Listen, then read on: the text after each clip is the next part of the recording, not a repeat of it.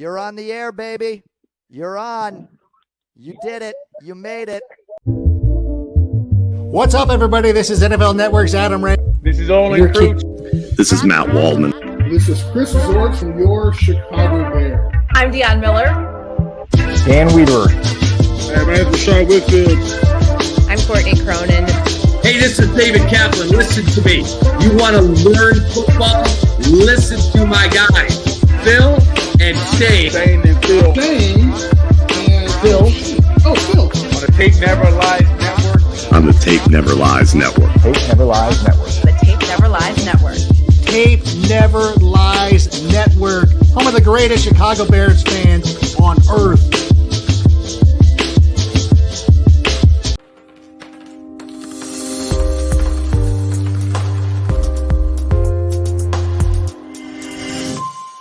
The following show is for mature audiences only. Shy City Sports.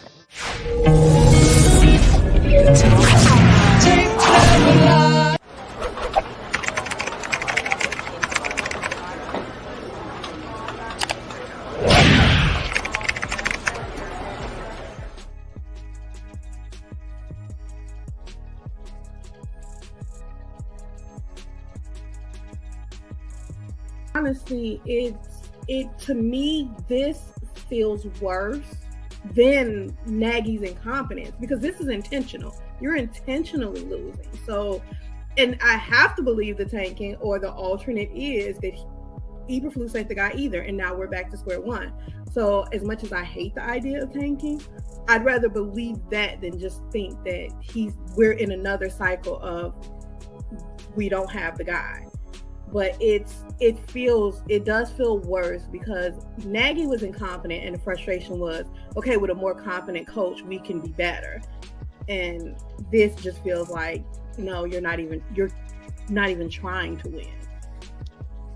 But now's where, the real talk comes into play. How are you going to set the tone moving forward? Every coach we've had, now Chris Zork made a great point last night on the show, and he questions whether or not they're tanking, and he thinks it's a huge thing. And my father on X's with the O said, if you do that, you've lost. And I'm telling you, Shane said it himself after Atlanta, you gotta wonder if they are. And then I showed you the Cole Kmet standing there, not blind, just stood there like a fucking electronic toy. Well, I wish he would have been there a little bit longer, for sure. I love Lovie. Lovie was a great coach. I can't say anything really too bad about Lovie, to be honest with you. As far as the way he led, his leadership skills, the way he communicated with the team, he wasn't a two-faced type of person. He was a straight shooter.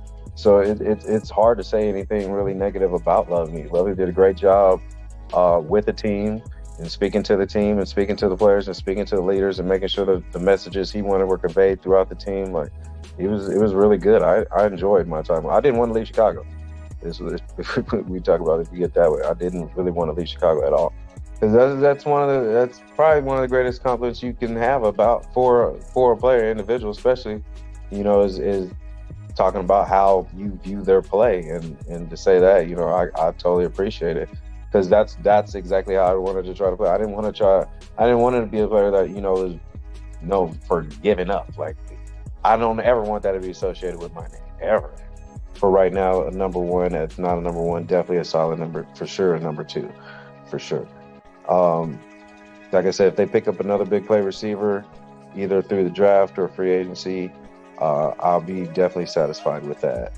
A lineman would be awesome to have to protect Justin a little bit more too, as well. Mm-hmm. I think that would be great. As far as the backfield, Montgomery, and then Khalil Herbert. Yeah, Herbert. He just got hurt though, didn't he? He's out for the year. I like Montgomery. Montgomery is really nice. He's special back there too as well. So And then as long as they keep progressing and like I said, they get another big play receiver out there, then they can really open up the field, open up the offense a little bit more. I like what they're doing with the style of how they're running the ball. You know, Justin's not taking too much of a punishment the way they're running it right now. And the way he's running it right now, he's just really showcasing his talents right now. So, I mean, like, I've always said Justin was going to be a great player. I've always known. I never doubted that. Now I'm glad that everybody else is getting to see that out there in the world and not really doubt that, okay, Chicago's got a quarterback. We know we have a quarterback. Now just give it to Brees to go out there and really be successful. And I think Poles he's doing that. To me, I think he's actually doing a great job. He's successful. He's moving the chessboard, moving the pieces around on the chessboard to get Chicago in position to make a legitimate run.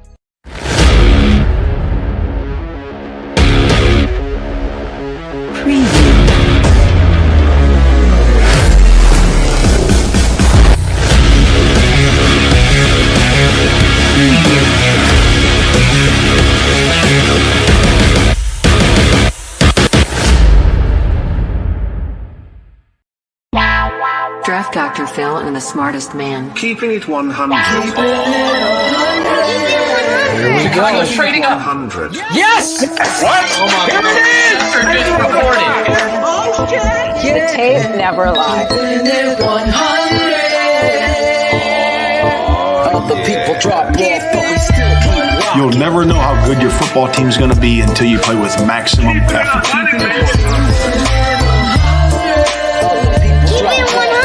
Keeping it 100. An open competition over the North and never give it back. Smartest man. My Chicago Bears select Justin Fields, quarterback, Ohio State.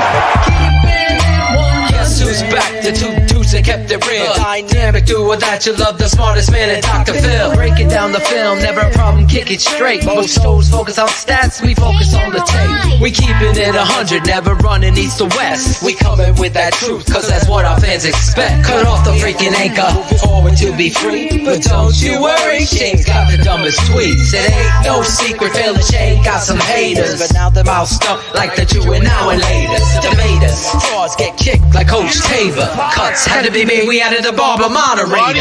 Up and down, boys got you double checking. Sad sacks trolling like a fool drunk texting. Flexing on the truth cause you know they never change. Real, recognize real, that's what you get with Phil and Jimmy. What we do when we're breaking down the Bears. Fuck a play or a captain, all of the unchair. The tape never lies, the truth, you see. We laugh, we analyze, so there's no babies like Maybelline. Straight to the truth with acumen and facts. We got a stat nerd, but he's not just giving nerd stats. Car crash, big impact like Trick Sack. Every Wednesday night you got the smartest man and Phil back. Now we know you're smiling like a fat kid with fun dip. We're back better than ever and we keeping it 100. Keeping it 100, Keep it 100. Draft Dr. Phil and the smartest man. Justin Fields gets outside the pocket, puts that ball perfectly where only Mooney can get it. 1 Keeping it 100. 2 feet. Draft Dr. Phil and the smartest man. Keeping it 100, baby. Keeping it 100. Draft Dr. Phil and the smartest man. Keeping it 100, baby. Keep it 100. Keeping it 100. Tape never lies. Yeah, exactly.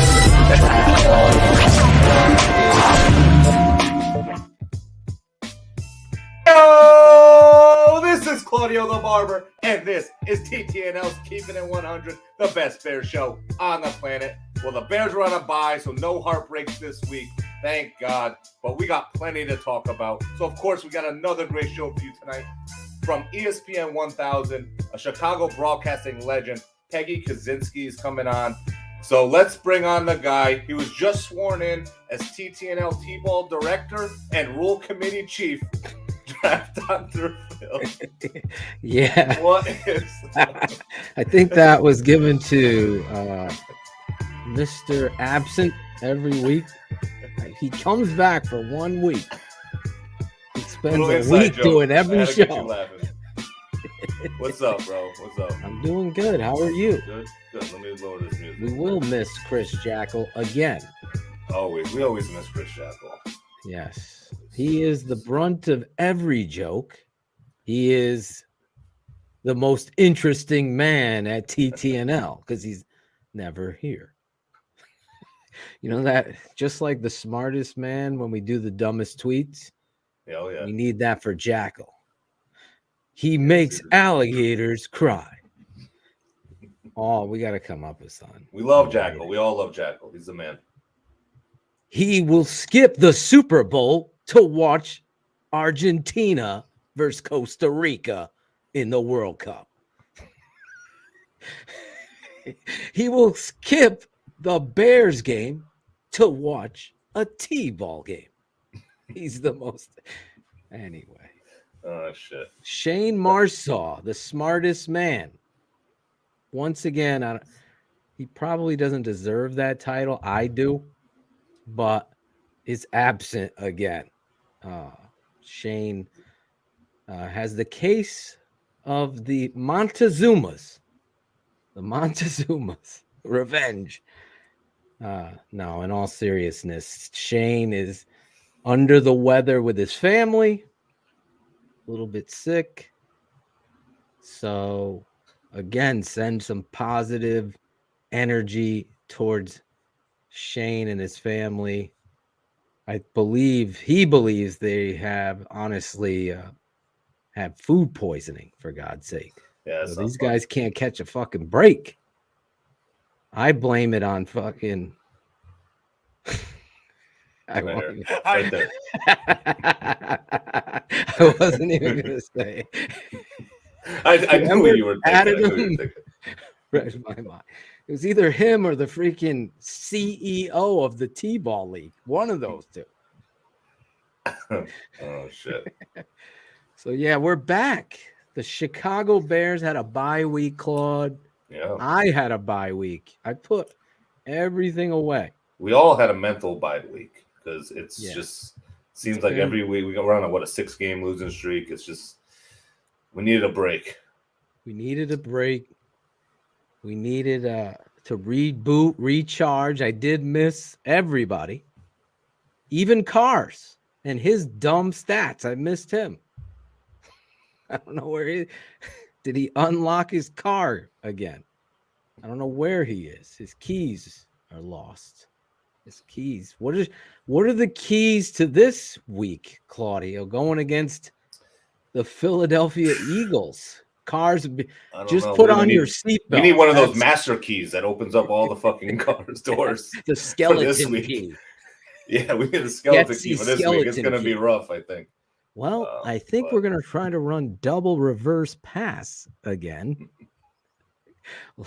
Luke Getsy.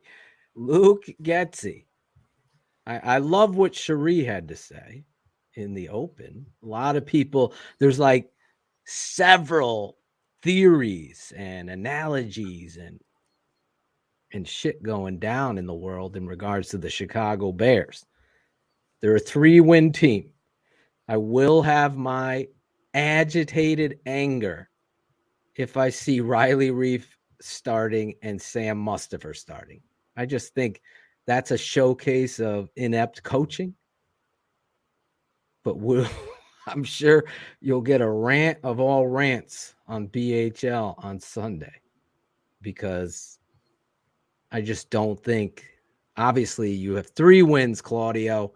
Now's the time that you find the answers that you need going forward. Who wants it? Who wants to be a part of the future of this franchise?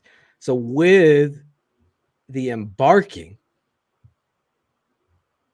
of free agency and $128 million, a first-round pick that right now is the second pick, whether they're tanking or they're not tanking, that is the question.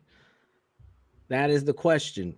For me, I didn't see the tank effort on Sunday versus the Packers. But again, I know everybody should know, whether you like the McCaskies or don't like them, that game is a meaningful game to the McCaskies and to the city of Chicago and all of its fans. Yep. So if there was a semblance of tanking, it would be very apparent. And thus, you can say, based on the tape, which never lies, Claudio, I didn't see any tanking or anything like that. No, I agree. So now you come to the Eagles off a bye week. You've had 2 weeks to prepare for the Philadelphia Eagles. Justin Fields, illness. Ivan tells me he will be playing on Sunday. If he's a healthy scratch, that's a tank. That's a tank move. Sure. He needs all the reps he can get, especially with Claypool and. But if you're putting these players out there that obviously you've gotten to the extent of answers, we all know Riley Reif's not going to be here next year. It's Sam Mustipher. We've seen enough of what Sam does on offense. So you want to get some answers here. Leatherwood should be out there starting. Island starting. Get the answers that you want. Is Cody White here a part of the future? That's what you got to see. You got to get these answers moving forward. Whether they do it or not, to me, this has been easy money for Chicago to always stick to some moral bureaucracy. As we say, politics in Chicago when it comes to this. They should be able to go out there and get some answers on the offensive line. Who should be there? Well, Phil, they practice every week. They don't even go live. They can't tackle live. The CBA is such a fucking mess when it comes to, imagine being in a sport. I think about just in high school when they limited us to go live with kids that have to learn tackle, learn how to block. When you limit that, it affects us there. Imagine in the NFL and you got rookies, you got guys that are coming off injury, and you're not getting these looks. That's not good for the game of football. And thus, it affects the game of football and the Chicago Bears. How this is going to be moving forward, the Chicago Bears are going to define that. Who is Eberflus? Is Eberflus a man of the future? Is he selling out to gain and garner that second pick? Is he going to hide behind something? I think that you do a disservice if you don't get answers on Leatherwood. You don't get answers on Dieter Eisland. We've seen enough of Sam Mustipher to last me 60 years of Bears football. 60. I'm just saying. Then you want to get answers on Cody White here. Is his age? Is his performance? Get some young guys and give them some reps. You rotated your best offensive lineman for weeks, and you moved them from tackle to guard to do it. Now, he's been clearly the best offensive lineman you've had, and you still have questions on that kid. So you have the most important answer answered, your quarterback. But the second most important offensive answer is your line. I don't give a shit about Claypool, Mooney. These guys are good enough. Yes, you're going to get another receiver. You could win with these guys. The offensive line is the issue. Trust me. But anyway, I see our guest coming in the green room. I know she's enjoying all the spread that Bratcher laid out for us in the green room. Shrimp, some Don Perignon. She's looking around. She's like, where is it? I don't see it. But I'm excited because this is a legend. And a legend coming on the network, a broadcasting legend, deserves an intro like no other, right? Of course. And let's do it the way we do it. You guys know her, especially in Chicago. For me, in Connecticut, I didn't know how long she's been on the airwaves preaching the truth. Let's bring her out here. Peggy Kusinski. It's not very often we get Chicago sportscasting royalty into our studio. But tonight is one of those nights. This lady is a 12-time Emmy award-winning sportscaster who has worked in sports television for more than 25 years. Currently at ESPN 1000 as the co-host of the Peggy and Dion Show. She can also be heard on the Sportscaster and Her Son and Pass the Mic podcast.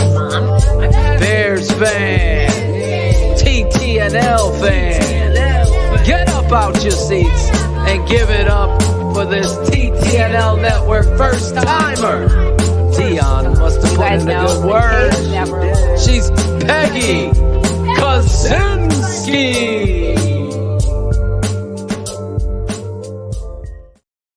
There it is. What the? Oh my God. I need that producer. I need that. I'm right here. Look at this. Like I'm like a mess, and you guys made me look so good. That's what we got. I mean, that's the business, right? We got to make you look. Your agent called. He's like, you better make her look. No, you make yourself look good. 25 years. How in the hell did somebody stay in the city of Broad Shoulders, the Windy City, for so long doing this, Peggy? Let's start there. Okay, well, it's why I retired 5 years ago. Honestly, I have 3 kids, a husband. It's crazy. It's just it's crazy. You know, it's a lot of work, and you just kind of hit a point where you're like, oh my God, if the Bears hire one more freaking coach, I'm back.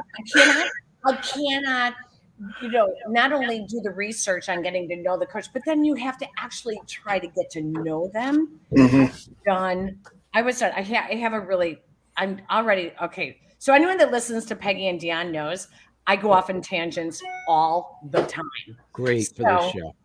I know. So I'm sorry. I am going to tell you right now that right after I retired, I went to Florida and decided that I'm done. I'm going to retire. And I watched the Bears season with John Fox.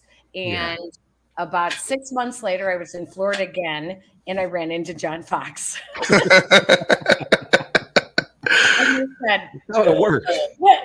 Peggy, what happened to you? I don't get it. Why'd you leave? I know you like. I look on the sidelines, and you're like, your hands are up in the air, and I think, oh, Peggy's upset. What's going on?" I said, "John, you drove me crazy. You drove me crazy. I want to do a story on an offensive lineman, and I can only have my cameras rolling for like 3 minutes, and they're stretching their groins out. Like, I don't care about that. I need to see them doing drills. I need to see who they're working with on the line." I mean, that was it. I needed a break after that. So yeah, 25 years is pretty funny because sometimes you just it's like a marriage. Sometimes you just kind of need a break. You know? I get it. Not the marriage part, but the Chicago Bears part. The Chicago Bears. It's like an addiction. Yeah. Because, you know, I was able to meet you, I believe, Peggy, when you were covering the Bears with Fox, I believe, in NBC. New England. In New England, when they did the I was there the day they had a brawl on the field. Martellus Bennett. Mm-hmm. Exactly. And you and I were I was covering the Bears at that time for USA Today Bears Wire. And that's a whole nother story. But I did meet you there, and you were just so nice to me because I was like this new guy that the clique of beat writers were so worried about me. Right? And you were like, "Hi, how you doing?" You know, so nice.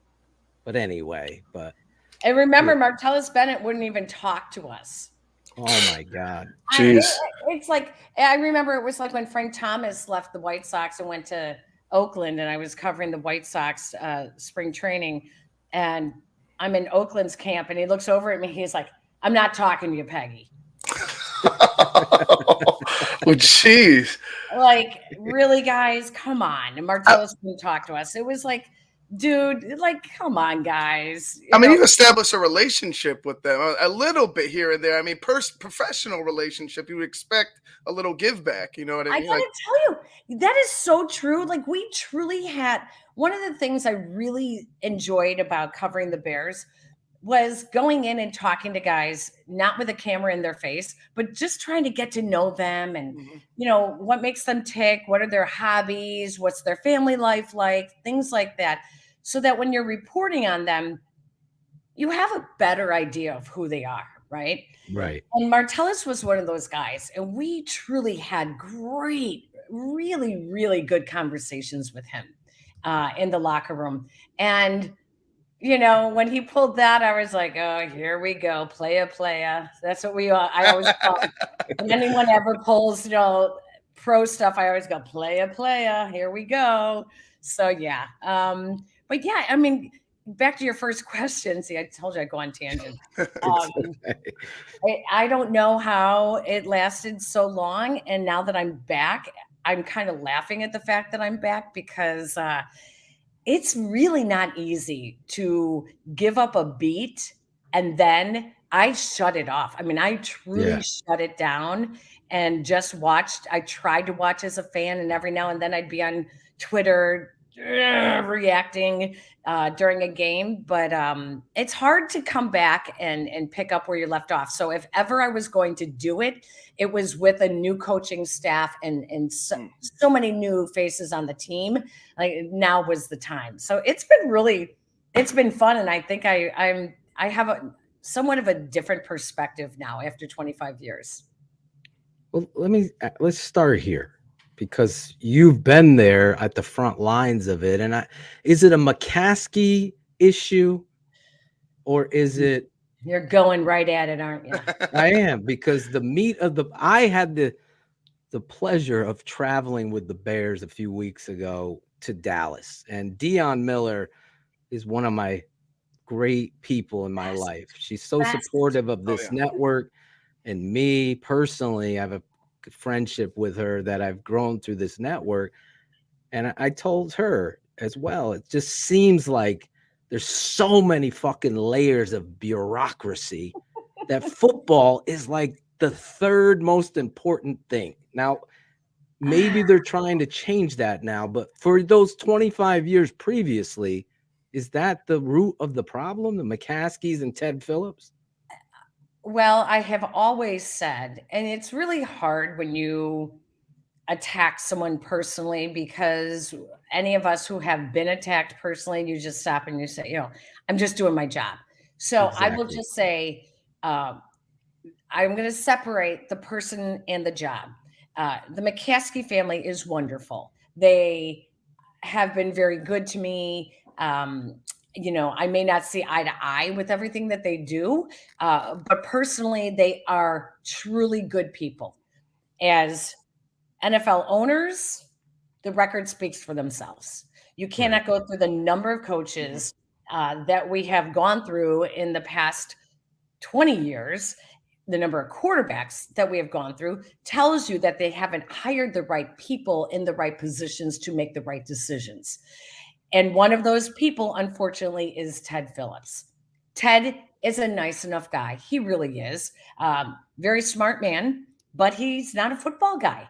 And he was thrust into a football position as, you know, the family's accountant. And I just think that they kept him too long. Their being loyal really hurt them. And as much as he said, I'm not in a decision-making position, he was in a decision-making position, because not only did they hire the people, but they would they would say, hey, this is what I'm thinking about doing at the quarterback position.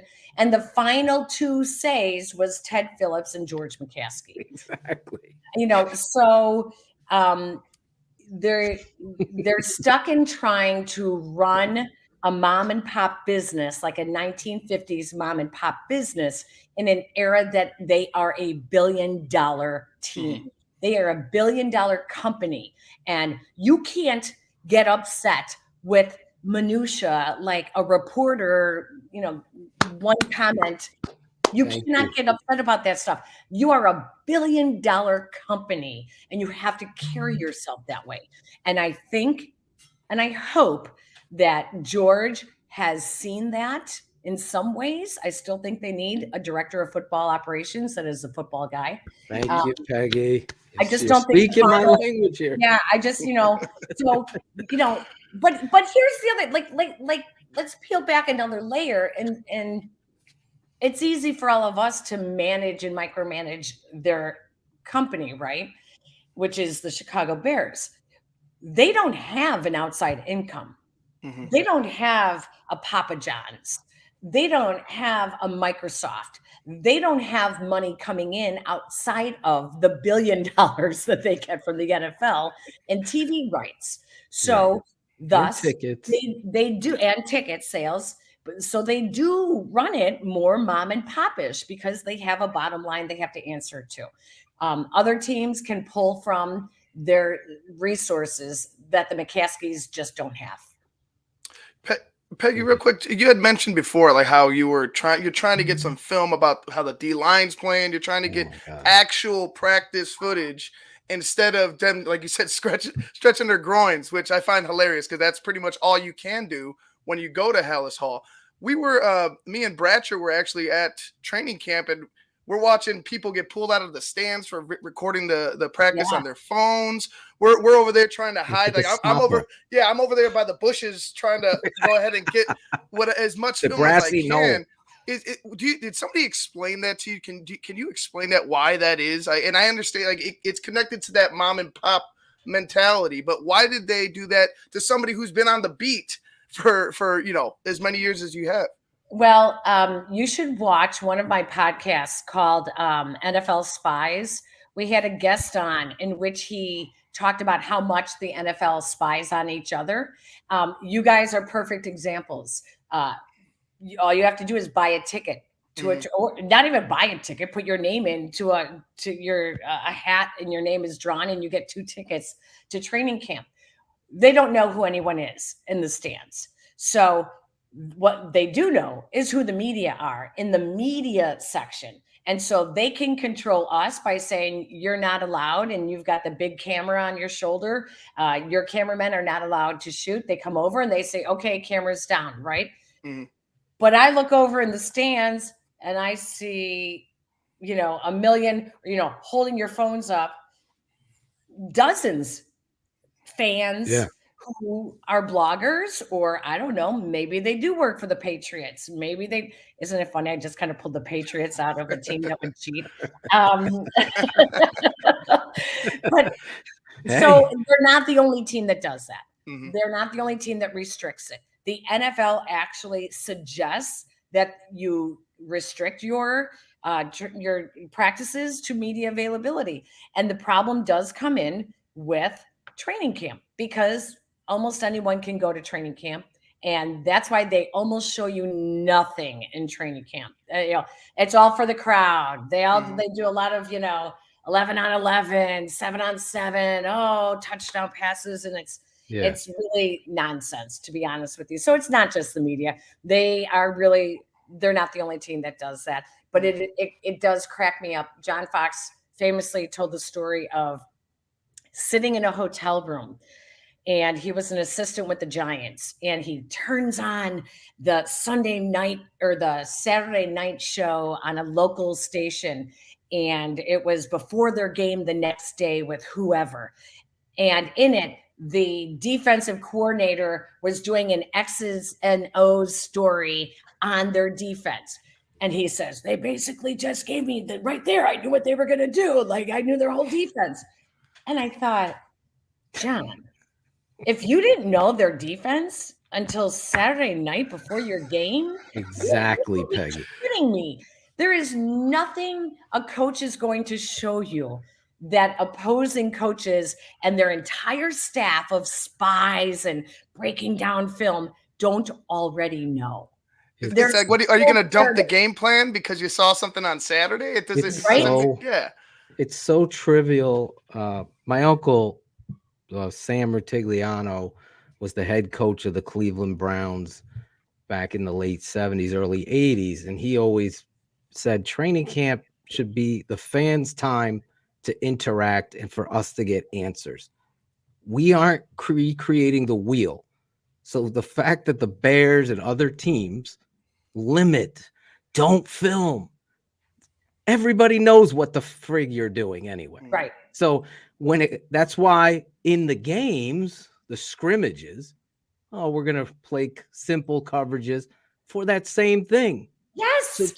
To alleviate Peggy from here's this new rookie everyone's talking about, Justin Fields, to limit her from broadcasting a highlight of Justin Fields that's going to carry its weight through gold from Italy to Russia to Germany to Ireland. And all these Bear fans in this billion-dollar business, that's all they own, they don't understand, the Chicago Bears don't, how much that means to the fans to get that image.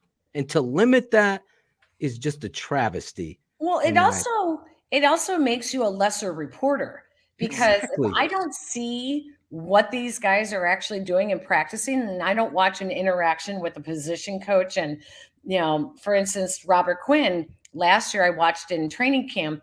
I went with my son and I sat in the stands because I wasn't working, and I sat in the stands and we both watched, and he went 50% and he was very didn't really like drills. He'd kind of step away from the drills, and I thought, well, this is very interesting. Now it doesn't mean anything until it means something in a game, right? So what I learned is that he was one of those guys that doesn't go all out. He's a 12-year veteran, 13-year veteran, whatever, and doesn't need training camp. And so he doesn't put that effort in. He saves it for the season. And he had a record-breaking season last year. Right. So, but those are the things that you have to trust the reporters. Like, I didn't go and report it right away. You have to watch it, see how he does. And you're like, mental note back in training camp, wow, this is one of those veterans that just saves it for Sundays in the season. So they make us lesser reporters and not as good at our jobs with the less the access is. Now, I will give the Bears credit. Ryan Poles has been way more available than we have had a Bears GM in many, many years. And that is helpful because the transparency is really, really important, as we've seen with so many other teams. The more out front you are with your fan base and telling them what to expect, the better it's going to be. Then that's why Bears fans are okay with 3-10. Like, they're okay with it. They're like, we get it because we know what's going on. So, it's a little give and take these days. Well, at least he's not like the last Ryan, hiding behind the corner, just waiting for things to happen, peeking out the corner. That was great. That was a great I just remember Ryan Pace at his opening press conference, came in and he said, well, I'm just like you guys. And it's all media members in the room. And he says, I'm just like you guys. We're all fans, right? We're all fans of the Bears. And it was like, you're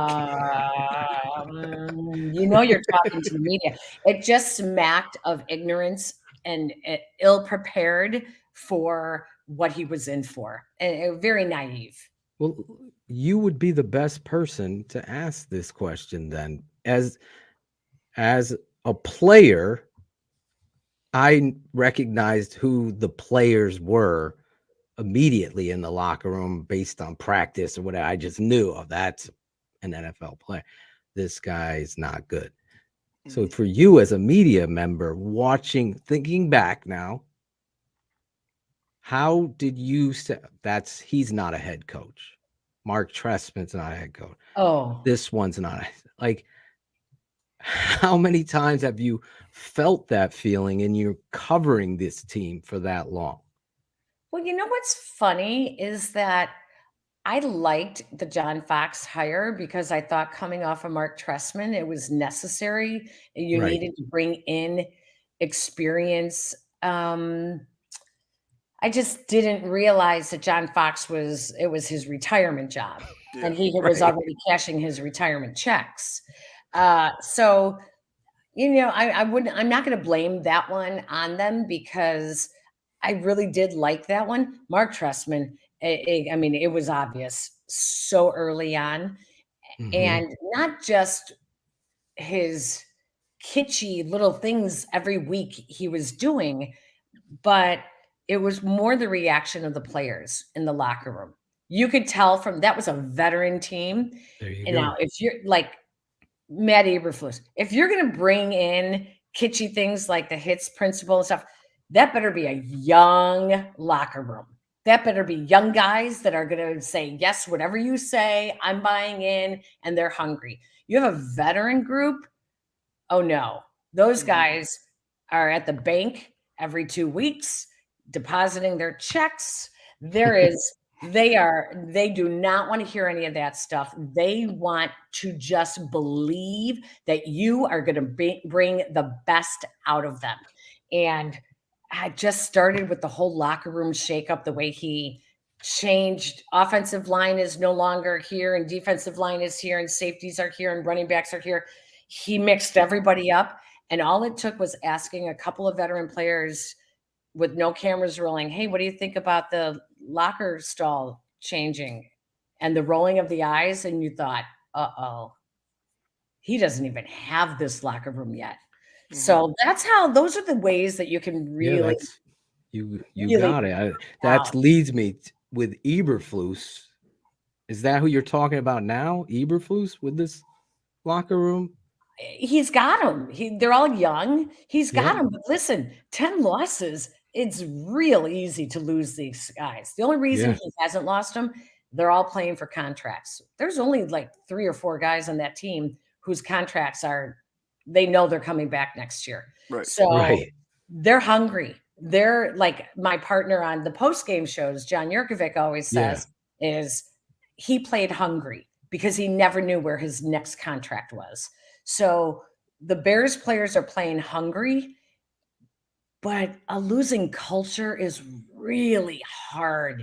Eberflus was asked, I think it was today or maybe it was Monday, he was asked about the losing culture. Oh, it was Dion actually that asked Dion. it. I think that was today. It was. So It Dion was asked it. And he said, I got to challenge them. I got to challenge them individually first. Challenge them individually, and then you challenge them as a unit. The defensive backs, the linebackers, the defensive line. Apparently, they haven't been challenged enough. They're physically challenged, non-existent. Yeah, on game day. Like that's gonna truly be.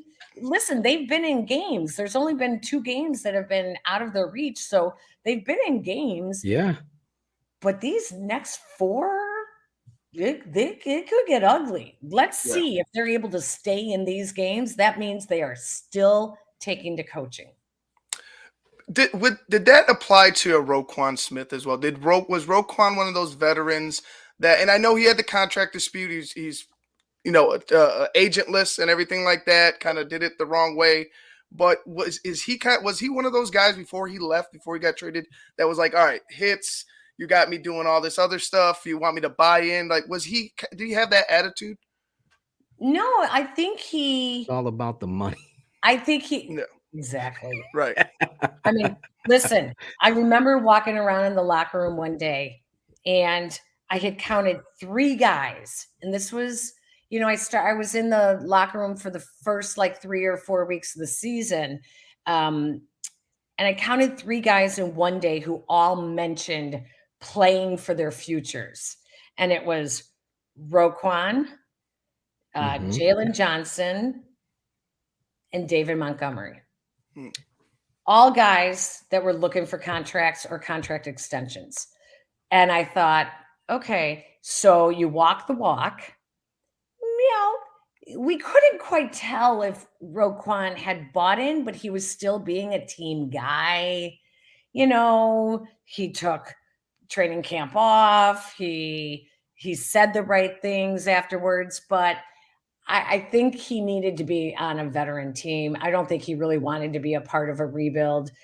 It was really hard to read Roquan while all that was going on because he wasn't available. I don't know, but I don't think it typically works with veteran players. I just don't. You mentioned those other two guys. Obviously, they're still on the team. I'd be remiss because I'm such a big supporter of David Montgomery. I believe he should be re-signed, to a fair deal. What he wants versus what everybody believes he wants is two different things. So aside from that, those two guys, Jalen and David, do you think they will have a future here? I think I have to buy into the theory that running backs are as good as your offensive line. David Montgomery has exceeded his offensive line, but the offensive line has done really good for run blocking, which typically comes first anyways, especially with this offense. It depends, I think, what he's asking for. Right. I have a feeling he's not asking for a lot.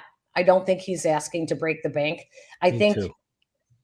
going into this season, the running backs, they didn't have a lot of leverage because they're a dime a dozen.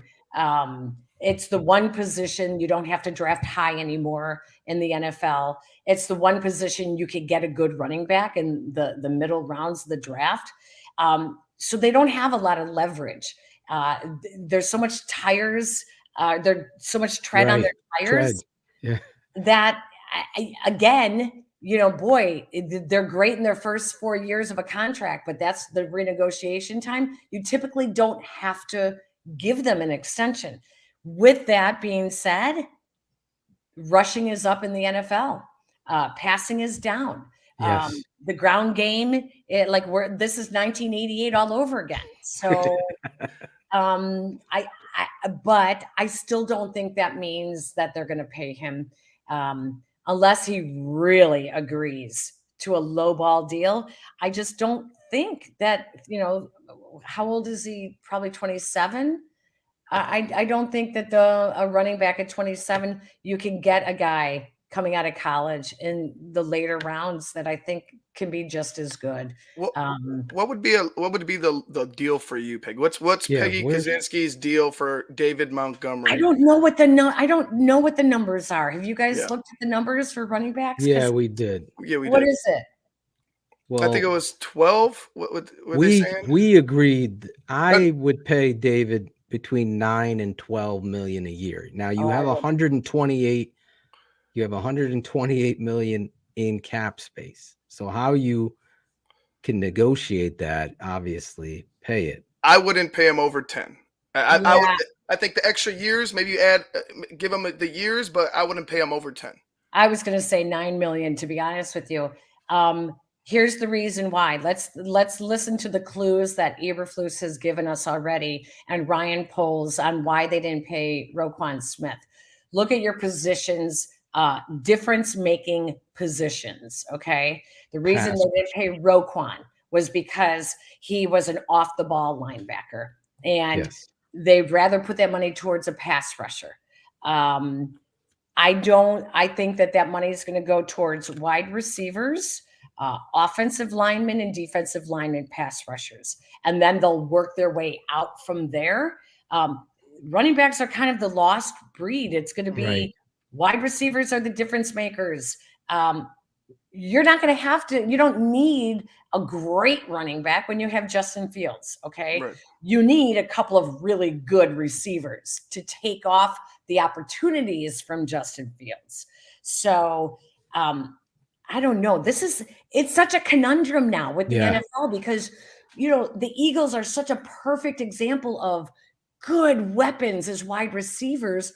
But now I look at the Bears and I go, how many wide receivers are going to want to go to the Bears when all they do is run the ball? Right. Their sell is going to be our offensive line made it a necessity. They couldn't pass protect, right? Yeah. We got a third. That's what their sell is. They believe in Justin. It's his first year in this offense. So now money's gonna talk. To your point, let's look at their receivers. Let's do that with you. They got Who's Mooney. gonna stay? You got Mooney's got to stay. Definitely, I believe. Yeah. Plus, he's got a year. He's got already. a year, and he's going to be coming off of injury, so he has he's to prove staying. that he's okay. Exactly. So his payday comes in October of next year, Right? And he's back, and he's moving chains and being the guy that we've seen, right? So we'll put him. Claypool, you traded a second-round pick. He's staying, right? Yeah. Plus, he's got 1 year, and I don't understand how they've used him. We'll get into that. But you don't like the screens out of the backfield? Oh my God! We haven't liked the another screens in 20 years. And the one horizontal downfield pass, the one Oh my downfield God. look to Claypool was the fumble. Oh my God! And just listen. Let's stay there because now you got me. This show is keeping it 100. You could swear and you can rant anywhere you want. So, but you're 100%. Me and you are step for step here. Claypool, you're in the red zone. You need to throw some jump balls to this kid. When you look at what Ben Roethlisberger did with Chase Claypool, his athletic ability to adjust to the ball. Oh, by the way, pass interference, big plays down the field, or and it's just non-existent with Getsy. I think that is a travesty and a big red flag to a play caller, let alone the double reverse pass. You know what I want to see in the red zone? I want to Not see a double reverse pass, right? Oh God, no. I want to, and I never wanted to see Khalil Herbert getting the ball at the goal line. That drove me crazy. Anyways, thank you. I love this woman. I want to see Claypool, N'Keal Harry, Byron Pringle, and Cole Kmet. The problem is they need 3 of those guys to pass block.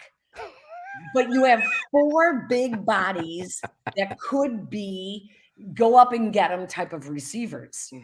And instead, if one of them is in, well, everyone knows that's where he's going. Or they get hurt pass blocking. So it's just they have to figure out that you have these big body receivers, you have to use them. You have to use them. And leave it to Velus Jones. Let him be the guy out of the backfield. That's the gadget guy. That's okay. Exactly. That's okay. All right. Who else on your wide receiver list? Let's go N'Keal Harry. N'Keal Harry, you traded a 7th round. Every time he's been in there, he's actually been productive. You look at the Dallas game, he comes in there, runs that skinny post. His size alone gets him to the end zone. Then he comes back last week against Green Bay, adjusts to a late thrown ball on a stop and go where Justin has to move from the pocket to get it down there to him. So, but he makes a play and then we don't see it. We're going to see he got hurt. St. Brown. He got the wind knocked out of him. He got the wind knocked out of him. He stayed down. It was like, okay, great. That was the one target to N'Keal Harry in 4 weeks. That's all we get. That's all we get. Let's throw to St. Brown. St. Brown drops the ball against Detroit on 4th down. It's right in your midst. Against Dallas, he drops the jump ball before the half. Last week, he doesn't come out of the route. This kid has more lives. Well, only Sam Mustipher has more lives than St. Brown, right? They love him. He must have great chemistry with Justin. Justin trusts him, and he blocks. He does block. But let's be honest. He don't catch. Who was it last week that said? Who was the Packer last week that said he's a bum? That was Alexander. Yeah. Oh yeah, that's right.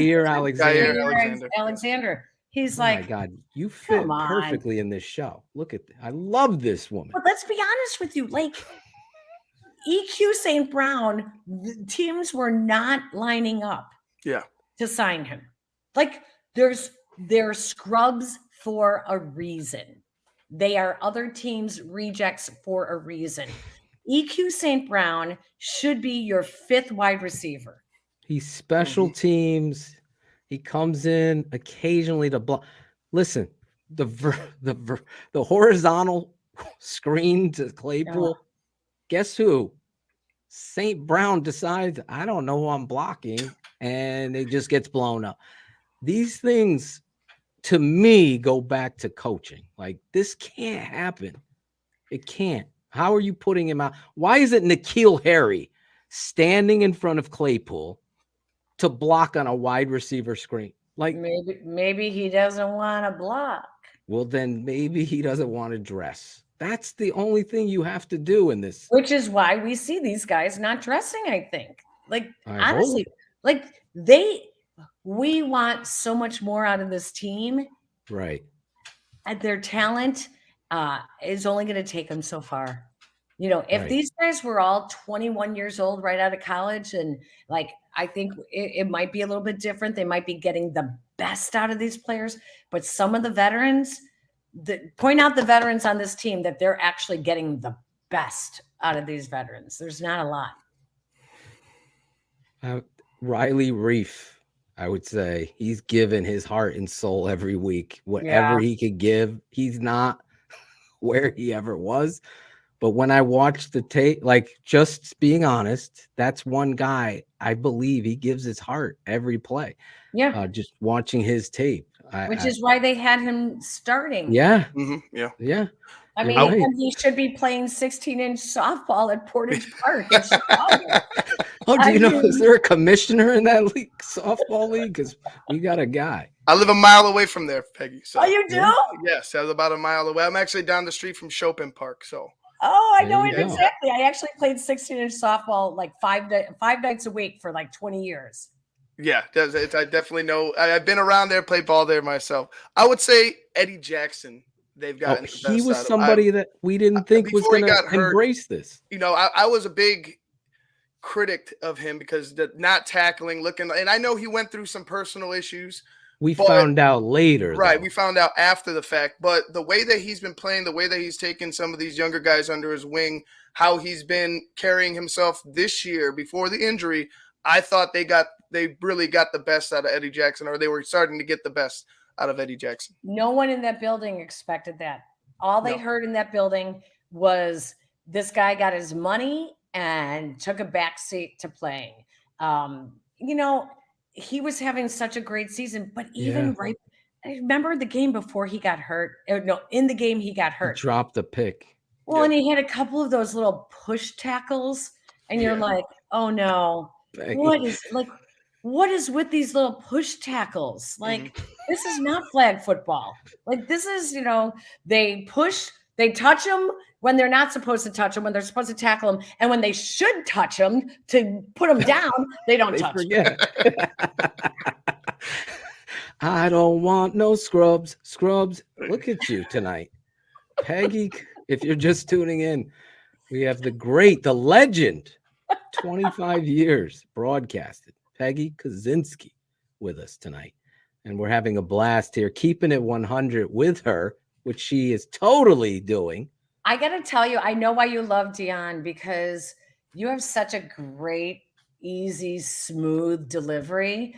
You're like NPR smooth jazz listening. You're the only one who's figured this out. The only... My evil laugh. That's my cousin. See, I'm going to take you to the top of the hour. Dion is pure as snow, and I am not. That's why we make a great team. You guys, I am so excited for this show. I love her. I love you both. I met you, but obviously it was crazy. I'll tell you that story another time. I don't want to waste time with you. You'll laugh later, but it'll take too long. But Dion, we had the pleasure. She came out. We had a TTNL party. Her, Courtney Cronin. Yes. Well, there's next year you're coming. I hope. We're going to. Oh, yeah. You're already in. You fit right in on this show. I'm serious. Bradshaw, write it down. If I can even like text now, because I did send one quick text, like, I'll be honest with you. I'm like, Peggy is the bomb. That's all I said to somebody on the show. So you fit in perfectly here, and you keep it 100. You have, God knows, world knowledge of this franchise and everything. and you're friends with somebody who I think the world of, in Deion Yeah. Miller. The two of you together, snow and fire, and Deion's always looking on the bright side of things. Always. You're keeping it there, but I love Deion. But Deion like, keeps it. If I say to Deion, if I say something on the show that could be perceived as negative, like she always looks at me like, Peg. I'm like, Deion, there are some bad things in this world. Sometimes you have to be able to admit it. You know, Exactly. She's just so good. Like I always say, when I was working the Bears beat regularly, there were people on the beat that felt like they didn't want to ruffle feathers because, you know, they just it was just their personality. And listen, I don't like being criticized. I still get mean tweets to this day. Yeah. Cracks me up because I'm at an age where I don't care. So it doesn't bother me anymore. But on the beat, sometimes the truth is really hard and you have to report it anyways. And, you know, you get called into the principal's office, whether it's Lovie Smith or George McCaskey, and, you know, they don't like you anymore. So, and other people on the beat don't want to be that person. You don't go in wanting to be like that. It's just a part of what happens because of the reality of professional sports and running a professional sports team. Well, I'm going to bring it back a little bit because you talked about the mom and pop thing, and you talked about George and Ted and how they're running it and where the liquidation of their business comes into play. Obviously, Arlington Heights will be no excuses because let's just be honest, that'll be making them, they're $5 billion something in Forbes now, will just double and then add another $2 billion. So it'll be about $12 billion. Yes. It'll be up there over Dallas and over any soccer franchise. For God's sake, don't snore me anymore in the World Cup, Claudio.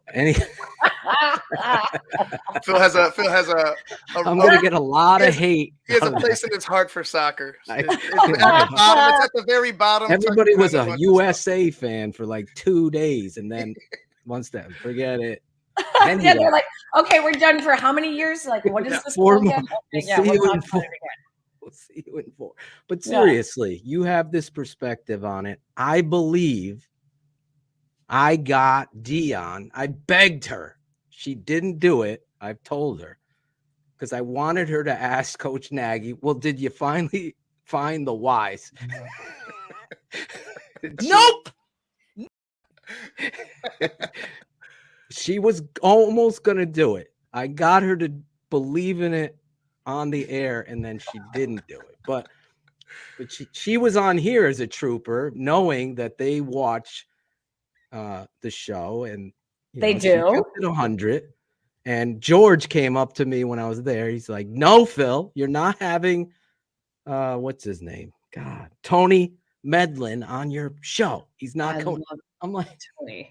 I just want to bring Tony on the show. I think he'd be the most interesting. So George came out of nowhere like Batman. I swear to God. Me and Tony are talking. All of a sudden, George comes in like that. Like, you know, the people that come behind you in a selfie? Yeah. He's not coming on the show, Phil. Don't even think. Yeah. It's George. I was like, okay, we'll get you on the show. And he just kept walking, shaking his head. Yeah. But anyway, that is a problem, though, Peggy. We need people, fans like all of us, need people like you that aren't afraid to go into the principal's office, that are going to say, are you really putting your best foot forward, or are you more concerned about the second overall pick? Yeah. That needs to be asked. Well, I think if you read Dan Pompei's article in The Athletic about the Roquan Smith trade, the fact that the Ravens called before, right around the Patriots game, and I haven't read it. Oh, it's fantastic. And Ryan Poles, you know, they were interested. They'd been trying to get a middle linebacker in the draft the year before. They tried to sign one, you know, and Ryan Poles said, Yeah, I'm just not sure which team we are. Are we a team that's capable of making the playoffs, or are we a team that's going to end up, falling off the cliff? So because he said that, wow. And I don't believe he's intentionally tanking. Once the Dallas game happened, he was convinced they are a team that is not going to be capable of winning. And so that's when he agreed to the Roquan trade. Does it look like a tank? Oh my God, of course it does. Like there was nothing left. There was nothing left for them. So I don't know though, in professional football, it's not like baseball or the NBA. Too many guys risk injury for you to not have a competitive team out there. I think he truly believes in his coaching staff that they can get the best out of these guys and be competitive. Listen, what did they say about Justin Fields? What if he would play number one if he felt like he could protect himself? That was a huge statement. Yeah, that it was a huge statement. That means, can you scramble when you need to? Can you get out of harm's way? That's because I don't believe Ryan Poles is trying to put a team out there that is purposely tanking. I just think they're trying to be competitive. But I do think he's going to trade whether what are they, third pick right now? Second pick. I think they fell when Seattle won. Oh, they did fall to the third. Yeah. They're the third pick now. Over the weekend? Just what day they is lose today? on a bye. Yeah, we dropped on a bye. Wait, what day is today? Wednesday? Yeah, today's Wednesday. Thursday, Friday, Saturday. Give it 4 days. They'll be back in that second. But I do think that he is smart enough to know. I was listening to you before I came on. Their needs are so great. I mean, offensive line, wide receivers, defensive line, pass rusher, linebackers. We haven't even talked about linebackers. We have a very passe group of linebackers. They discovered one. Stop it. They discovered one. On Jack Sanborn. Go ahead. You want to talk about him a little bit? No. Because we should not be talking about, it is a great story. Yes. It really is. But I want to say, let's see Jack Sanborn do the same thing on a good team. And then we can talk. It's easy to rack up the numbers. We're going to watch them this Sunday. I'll be honest, Peggy. I'm the tape guy. I liked him coming out of Wisconsin. I broke down his college tape. I was like, listen, you have a possible, people boo-hooed me. I was like, you got a possible football player here. He's not going to kill you in a 40-yard dash or anything like that, but you got a football. Now he's getting a shot, and his instincts are, he just jumps off the tape versus the guys that they've signed. They signed Morrow. They brought his boy Banks from Indianapolis, and Joe Thomas is a veteran, and who else? Matt Adams. I always say Banks. I don't know why I call him Adams. Yeah. But the reality is, this kid, I gotta tell you, Peggy, again, we're gonna see against Green Bay, Detroit. This kid is doing things that a real good linebacker does in the inside. Okay, how he continues to go. But are you telling me, is he Lance Briggs? No. No, I is believe he Hunter Hillenmeyer? I think he's a better Hunter Hillenmeyer. He's Hunter. A more aggressive Hunter Hillenmeyer. More instinctual. Hunter was instinctive and aggressive. He's not afraid. That's the thing. There's a play against Green Bay. There's no freaking way he should make it. There's no way. It's not even his responsibility, and he does.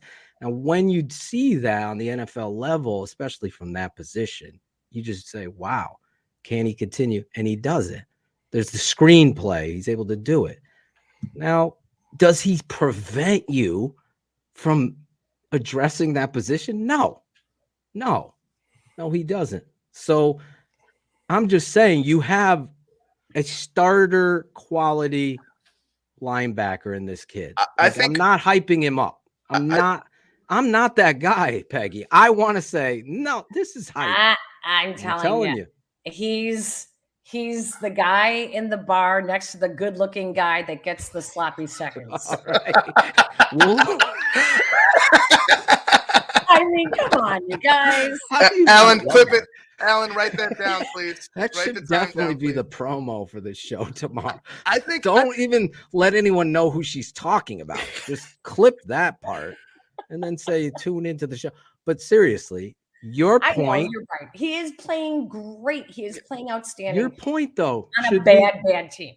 Let's watch him against the Eagles. Yeah. Listen, Peggy, me and my father, we do a show on Patreon. My father is a Hall of Fame head football coach here in Connecticut. They named a stadium after him, and we do the show like you and Dion called X's with the O's. Our last name is Atosha. So we watched it and we were breaking down Sanborn, and we're just looking at him and wow, what a good football player he is on a bad football team. Yeah. So now we have to address going forward. So let's see how he does. Yes, totally. That's agree. all. I think he's just a young guy who's bought into. I mean, obviously he has to prove himself, but he's like Peggy had alluded to before. He's one of those young guys that has bought in because he's young and dumb enough to buy into what they're selling. And I mean, God bless him. He's doing whatever he can on the field. But I agree. I think a little bit more time. Yeah, more time, and he's totally perfectly been coached up. Totally. So it's a great story. It really is. Jack Sanborn. Everyone's going to remember 2022, not for Justin Fields, but the Jack Sanborn story. Hey, don't listen. I played with a guy at Hofstra. His name was Wayne Krebet. He goes to the Jets. Wayne Krebet for the remember Jets. Wayne? Yeah. And he goes to the Jets, and Keyshawn Johnson is pissed off because remember he wrote the book, Give Me the Damn Ball. And people were like, well, this undrafted kid from the Hofstra, he can't. And he became a Pro Bowler. It's in this guy's DNA, is what I'm saying to you. The Chicago Bears defense is, to me, I want to hear what you think about Eberflus. But me and my father, they're motioning tight ends, right? So our linebackers, they move with them every time, even if they get out leveraged. So he shouldn't be making these plays that he's making. He's just doing it on instincts because the Bears stupidly are. It drives me insane. Just stay in base defense if you're going to play that game. But anyway, I'm ranting on X's with the O stuff, but we're going to watch Sambo. I'm on the other side, for the record, of Peggy. We will come back. I mean, me and David Kaplan, we had a bet. He called me this weekend to let me know and rub it in my face, to be honest. He said the Bears wouldn't win 4 games by Detroit. And they had the Dolphins game. They had all these close. David was going to take us all out for dinner. Claudio put the bet on him. Chicago cut. No, Chicago cut, but he turned it down. He was like, no, absolutely not. Yeah. But anyway, he won his bet, so we're gonna take him out for dinner when we come back. But me and you will have a bet. I'm a believer, for the record, in what I've seen of Sanborn. I think he's going to continue to ascend. How about that? You're the other way. No, I don't think he's going to descend. No, I don't. Okay. I think that they are coaching the heck out of him. I want to see him when he's surrounded by better talent. I want to see. Will he be that much better? He's not going to be picking up as many tackles because other guys are going to be doing their jobs. I see this is where you're going. So somehow I got to formulate this bet for us. Will he be the starter in 2023? Now he's playing the Mike linebacker. What do you think? It's a good possibility he will, because I don't think they'll pick up a starting linebacker in the draft. What about free agency? You said, Ryan. Who's I don't know who's out there either. I couldn't throw those, but so he's going to be that guy that's always going to be competing for that job. I love Jack Sanborn. He's to going me, to be the guy. He's going to be like when Devin Hester signed with the Bears. Yes, that dude was still driving his car from college. Just don't go to the Camry, okay? With Mitch Trubisky's Camry. No, it wasn't the Camry, but he was still driving this like souped up. It was really cute. But that's gonna be Jack Sanborn. He's the fear of do not buy a house and do not spend your money on a big car, because he's like gonna be that NFL orphan that doesn't know where his next job is. There you go. Let's go to the cornerback position, and Jalen Johnson. You brought him up. Here's a guy. You're going from position to position. Hey, I don't know how this is where we went with. I never have a script with the interview. Me and Ivan. Usually it's my partner Shane Marsaw. He sends his apologies. His whole family had food poisoning. Oh, so he couldn't be here. Jeez, who was the cook, Mom? I hope not. He didn't. That's why we do Sunday dinner at Mom's house. I don't know if his wife is upset with him, and I have no idea. Jeepers creepers. Jeepers creepers. A double Jeepers creepers. What's going on? Claudio's giving doubles there. Sorry. Jalen Johnson. Jalen Johnson. This guy, I'll speak for Shane. He says this guy's a repeat Roquan. He's going to hold out, not go to OTAs and train. I won't be surprised. Is that where you are with him? Yeah, I mean, he's talked about money since day one. Yeah. And talked about how before the season started, he's like, I have a list of every wide receiver that I'm going to be facing this year. And he missed a couple of the games with injury. I think the Vikings game, is that right? Vikings? He didn't face Jefferson, or did he? He did. He played in the Vikings game. What game did he miss? He might have gotten hurt in the Vikings game. Yeah. But I know he got freaking toasted on third down in Detroit. That cost us the fucking game. The first few weeks, the quarterbacks respected him, and they never threw his way. Right. And then Kyler Gordon just got picked on like crazy. Oh my God. God. The kid was overwhelmed. Yes. And then by the middle, what are we, week 14? So like by week 10, they started going back to Jalen Johnson, and it wasn't great. I mean, he's had some good moments, but he's going to get paid. He's going to get paid for sure. There's not a lot of shutdown corners anymore. He was a couple of those push tackles you're talking about. Oh my gosh. I love Peggy. I know. That little like flag football. Gotcha. It's like, yes. And then they keep going for 20 more yards after the catch. It's like, oh my God. I think I like Jalen Johnson. I think he's a really good player. I think he is motivated though by his future paycheck for sure. And does that fit though? Eberflus and Poles. Does not that necessarily? Yeah, I don't think so either. Not necessarily. But neither did Eddie Jackson. So anything is possible. I just think veteran players like that, I think they're going to go. In football, you have to go where the money is. There's not a lot of loyalty. Your career is so short. You go where the money is. And I'm not so sure that, they might have to pay him because they need some guys to build the defense around. But I don't know if he's the guy.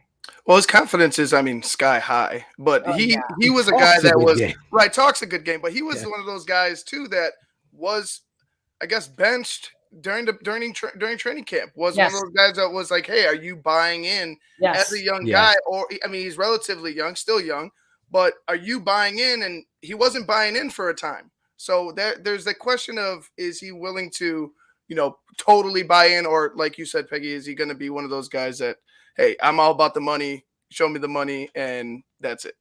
And then you got to worry because after they get paid, you have the Eddie Jackson situation. So they're going to have to keep some guys. They need so much.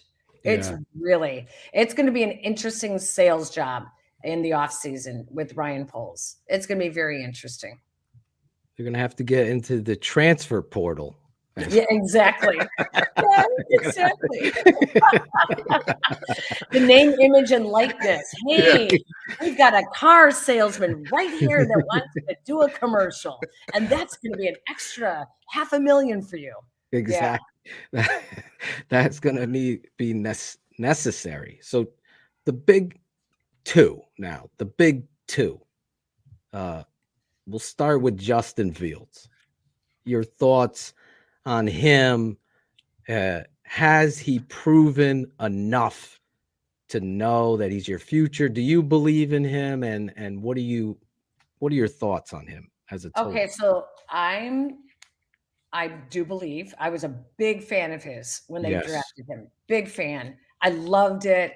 I think they have reinvented him, which is crazy because he must have really been messed up after the Nagy regime, because we all were. Trust me. Oh my Lord, the way they talk about it's a process and he's learning. Checkdowns has been a problem with him since college. That was, if you read, I went back and read a bunch of the NFL draft reports.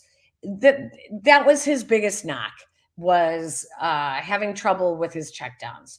So it's still his issue, and they are working on that. But has he proven that yes, he definitely has. Now, here's the thing. My question is, we are now in an era of the NFL with the rushing quarterback. It's no longer just Michael Vick. It's no longer just Lamar Jackson. Now there's 5 or 6 rushing quarterbacks in the NFL. It's going to attract more. My question is, your shelf life is much shorter. And like Michael Jordan, you stop going inside, dunking the ball, and you learn to develop an outside game. Those quarterbacks are going to eventually rush less and have more of a passing attack. I do believe that. I just don't know, how long is he your franchise quarterback for?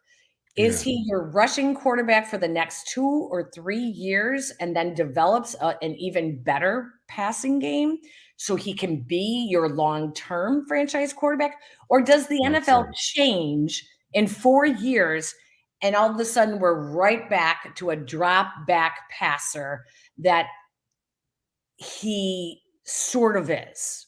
We haven't quite established. We know he's capable of it. He's capable of deep threats. He's not yet capable of the short passing attack, which I think is longevity in the NFL. So I don't know, which way are we in an era of the NFL that's here to stay for 12 years?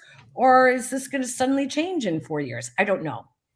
History always repeats itself with football. And you're right. You look at up in Buffalo, Josh Allen, his ascension, obviously from running to becoming a dynamic MVP kind of candidate. Then you got the kid, obviously, in Arizona who just got hurt. Yep. But you're 100% right. To be able to run the ball at the quarterback position is a necessity now. Especially, you know why? Because the offensive line play is so poor. You have, and that's what's really forced the hand of Justin Fields, because they can't pass protect very well. So now he can't get to those drops. But I love what you're saying, because I believe it too. I think that's a quite Chris Zorich, who's on our network, said the same thing as you. But how long could this keep up? Right. That's the question. Is this a long-term change in the NFL, where it used to be this one guy that stood out? Now, is this a trend that's going to stick around, like the West Coast offense? Yes. I don't think anyone really knows, but the numbers tell you that if they're more like a running back, then the tread on the tires, again, is not meant to last. So I just find it very interesting how quickly can they get him to be a drop back passer more. Like this week, I think is a really good opportunity for the Bears to show. Yeah, it's the matchup too. Yeah. Because Yes. Jalen Hurts was that same thought. Yep. And on this network, we wanted Jalen Hurts in that draft in the second round. We were like, you got to take a shot on this kid. But that's past history. But the point was Jalen Hurts. Now Jalen Hurts. What are people saying now about him? You know, is it the team? Is it Jalen? I don't give a shit. Jalen's delivering. System? Yeah. Is it the system? Jalen's delivering. Obviously, we're going to get a firsthand look at it, but that's hopefully the ascension to what it is that you and I are taught. My father was taught. This kid in college, Justin Fields, was an accurate deep ball pocket passer. Yes. He loved the deep ball to throw it down the field. Matt Nagy couldn't figure it out. He couldn't figure out any whys. He couldn't figure out anything. He's a shoe salesman. Yeah. This coach is where I'm going now. Do you believe in Eberflus right now? Or is it too early to tell? Are there any red flags for you? You've been around this. No, I think, you know, his coaching mistakes, he's had a couple of, you know, timeouts, not calling timeouts. You know, it's all a learning curve, which, listen, if you're going to have a season to have a learning curve, this would be it. It doesn't bother me because everyone makes those mistakes. I really like how he runs the team like it's, you know, a corporation, and he oversees everything. I really do. I do believe that he knows what he's doing. And I do think that Luke Getsy was a really, really smart pick. They need some talent. There's only so much you can do. They need some talent. I believe in Eberflus. I'm not so convinced on like Hightower, the special teams coach. Totally agree. Yeah. Totally agree. So there's a reason why he was let go. You're starting to become a huge favorite of mine. Well, maybe because we think huge, you know, that stamp, expired stamp or whatever it goes over. That's what I put on him. I'm like, I don't know about this guy. Yeah. But go ahead. I'm sorry. No, too many red flags with that. I think Williams is a incomplete. You can't really grade him because he has nothing to work with, and everyone wants him to, you know, come up, be creative to get some pressure on the quarterback. Okay, well, he was doing that with Jaquan Brisker, and Brisker got hurt. You know, he had some, you know, safety blitzes and corner blitzes, and, you know, he was trying that. Sanborn has blitzed a couple times. So, I just think, you know, there's just too not early on him. Way too early. What about Getsy? Head coach, Thunder Girl wanted to know. Or is Getsy an issue? Really? Not an issue. Yeah, that was a narrative though. That was kind of after I think after what was the Patriots game or after the Patriots game. After the Patriots game, like, the people were like, "Oh, Getsy could be coaching the Patriots next." Yeah, he's going to get a head coaching job, and you got to go ahead and make him the head coach. That was one too. Fire Eberflus, make Getsy the head coach, so you can marry up him and Justin. That was something crazy fans were saying. So, tell me which NFL team is going to hire a head coach for 3 quarters. I mean, Chicago Bear. I mean, go. He's learning, and this team cannot win in the 4th quarter. So he's learning. He's got to figure it out. Some of it has been Justin Fields' decision making, obviously, but there has been too many times when they are on the goal line and they go backwards repeatedly because they do those stupid screen passes in the backfield. It drives me crazy. You need to go downfield. You need to take a shot at the end zone. You know, he's learning. Oh my gosh, people who want him to become a head coach next year, give me a break. Like, he's coaching a last place team right now, and offense. And yes, they're number one team in rushing, number one rushing team in the NFL. And Justin Fields, he's figured out Justin Fields, which is amazing, which is great. But they still have to win. They still have to win. At the end of the day. Yes. Listen, if you're just tuning in, we have the great, the legend, it's Chicago sports broadcasting, Peggy Kusinski. Hey, is this going to go until tomorrow? Because I have a flight to catch tomorrow. I'm just. I was just wrapping this up. I bring it to the top of the hour with Peggy Kusinski. No, I was just letting you know. She's actually on vacation joining us here on the show. Oh, you can see my. That says a lot about it. The turtle? My sea turtle on the wall. Is that Franklin the turtle? I'm in Florida, so no, I actually, here's a weird fact. We have a pet that is a African sulcata tortoise. And really? It's pretty much, it's almost that size. Are you kidding me? Wow. No. So is it in a crate? I mean, one of those in the summer, they're temperature sensitive. So we take them out when it's over 60 degrees.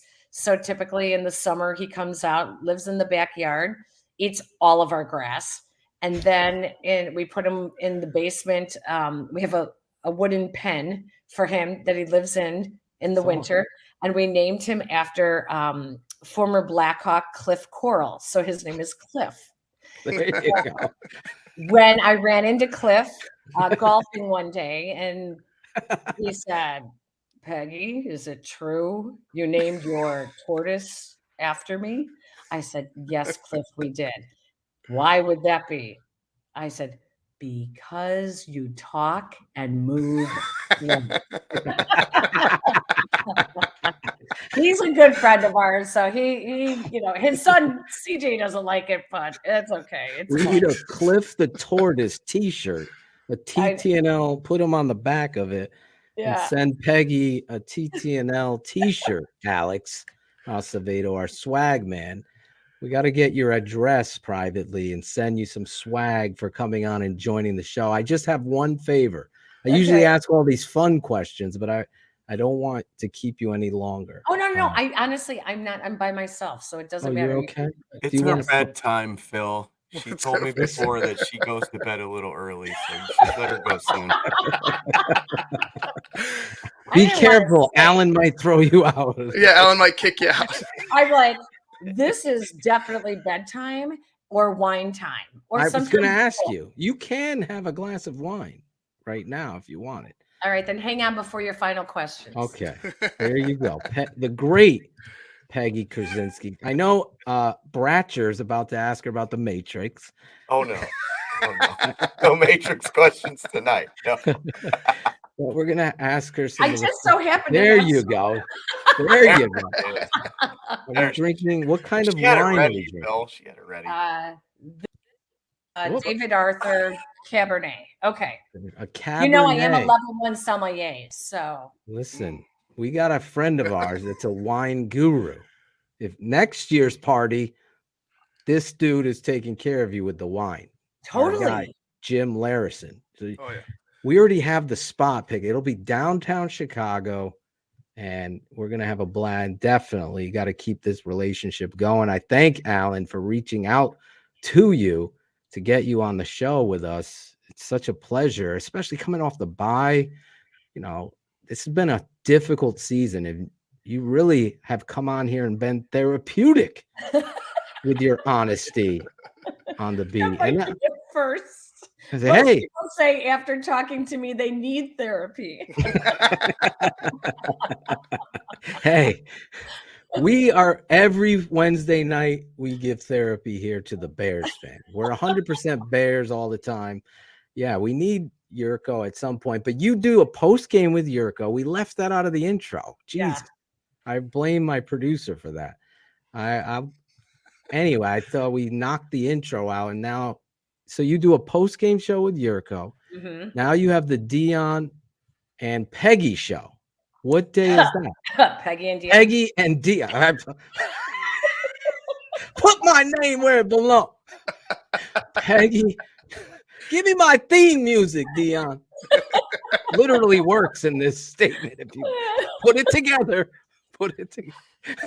Give me my theme music, Dion. I'm kidding. I don't care which one. We're gonna start calling Dion Peggy and Prime Show. Peggy and Prime. No. Peggy and Dion. What day is that show? What? Okay, so I host Peggy and Dion Saturdays with Dion Miller from ABC7 in Chicago. Awesome. Saturdays from 11 a.m. to 1 p.m. Central Time. And you can also get that on the ESPN Chicago app. You will either hate us or love us. I promise you that. Our first show, I don't know if it was a Twitter message or whatever, came from a guy that said, "This show sucks. This is why I get in my car to listen to sports radio to get away from my wife talking about this shit." Listen, if you don't have haters, you ain't doing it right. So we were like, okay, sorry. That guy's got some other issues. He's got some serious issues. He's a very nice dick. He should have played the whole thing. Peggy is perfect for this show. We will have you and Dion. That would be tremendous. Have the both of you on. We'll do a cross talk. That would be really funny. You would really see if you watch Twitch when we do our shows 11 to 1 on Saturday, you'll see our reactions because it's actually pretty funny because you forget that the cameras are on you. And there are times that we're just literally laughing so hard we can't even talk.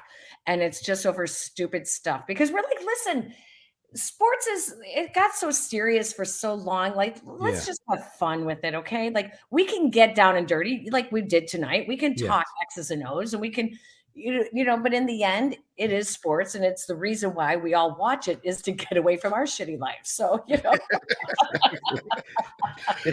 Well, you fit like Phil said before, Peggy, you fit right in. The chat is loving you as well. Like we're loving Peggy Kusinski on this show. We got 222 of you watching live. Smash the like button. Please give Peggy a follow at Peggy Kusinski. That's Kusin ski, like down the hill. Right. That's how you do it. Right. And check out my podcast with my son. I know this is awesome. So my son is now a junior in college. We started the University of Texas. Yes, he's at UT Austin. And we started the podcast when he was a junior in high school and he thought I was an idiot. And now he's studying sports broadcasting and it's been a blast. We'll get him on the show too. Oh, you should. Yes. And we have a YouTube channel as well. So you can see that show on YouTube or on the ESPN Chicago app if you're listening while you're walking your dog. So yes, definitely follow her on all those things. Now, totally, Peggy, here are some fun questions that people I love it. Okay. All right. So I don't know, are you a Tupac or Biggie if you had to choose? We ask every guest. I guess Biggie. Yes, I think Biggie. Yeah, she is definitely in my wheelhouse. My kids are laughing about this right now that I was even asked that question. That's why we ask everybody on this show that question. Peggy went Biggie. There you go. That's a win. PlayStation or Xbox if you had to choose. Neither. I've never played ever. No video games. Ever. At the arcade back in the day. Pac-Man. Pac-Man. I knew you played Pac-Man. Cherie knew you played Pac-Man. I came from a family of 10 kids. We couldn't afford video games. So 10 kids. I remember doing an interview with Nathan Vasher. Former Bears cornerback, right? Yes. The interceptor.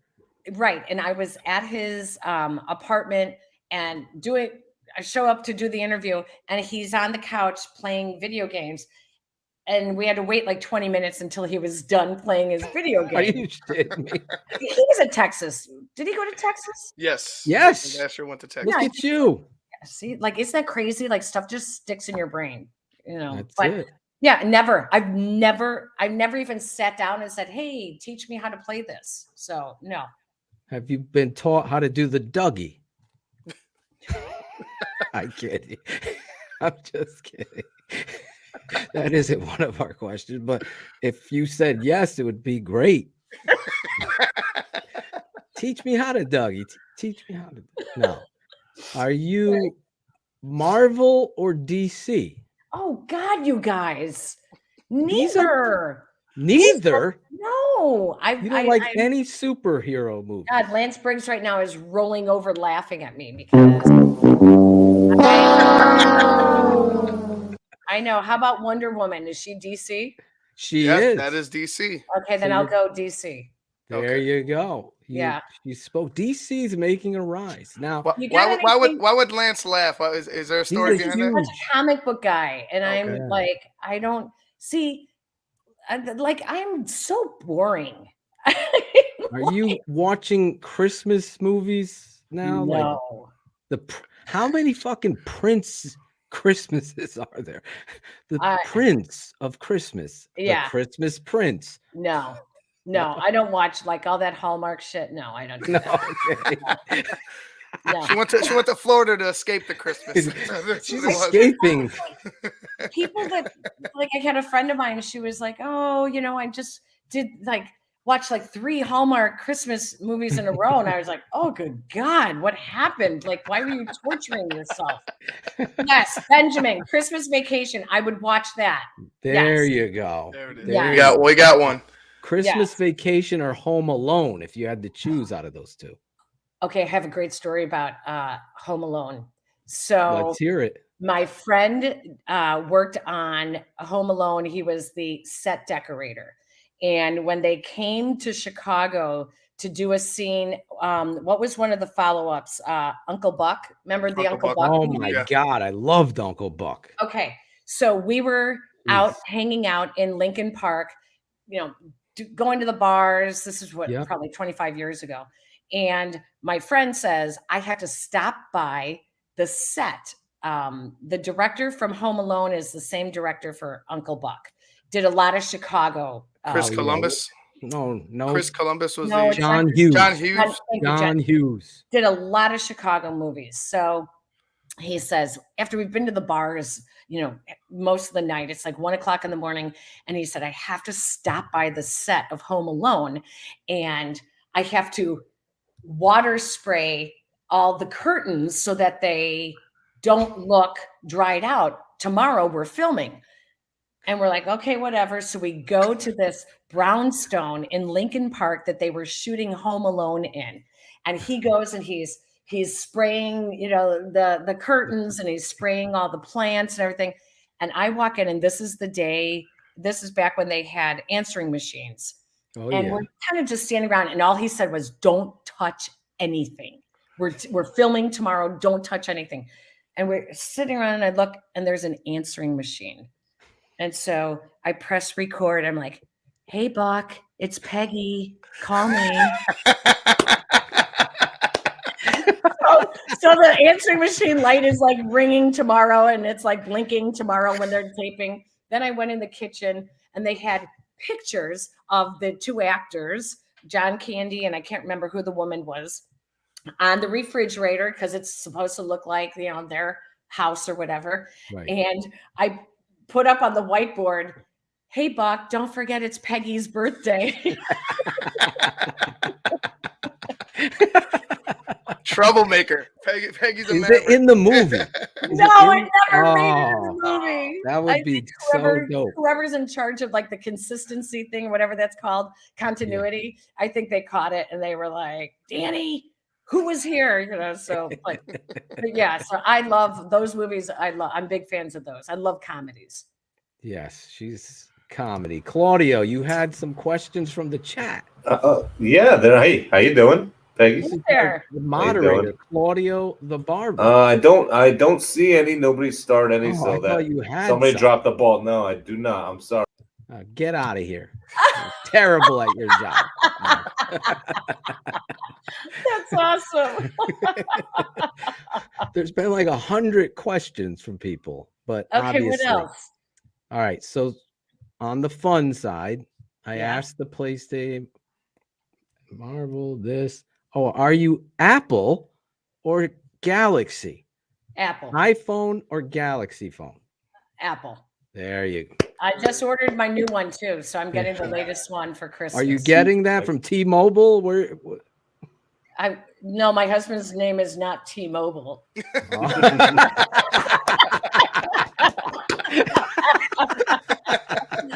But maybe I should start calling him T-Daddy. All right. Nice. Peggy, I do have one.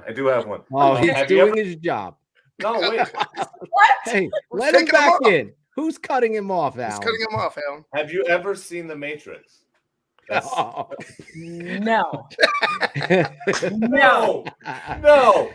There you go, Alan. Alan, There you you got go, your Alan. answer. We had friends over here in Florida. We had friends visiting, and he told this long story about this.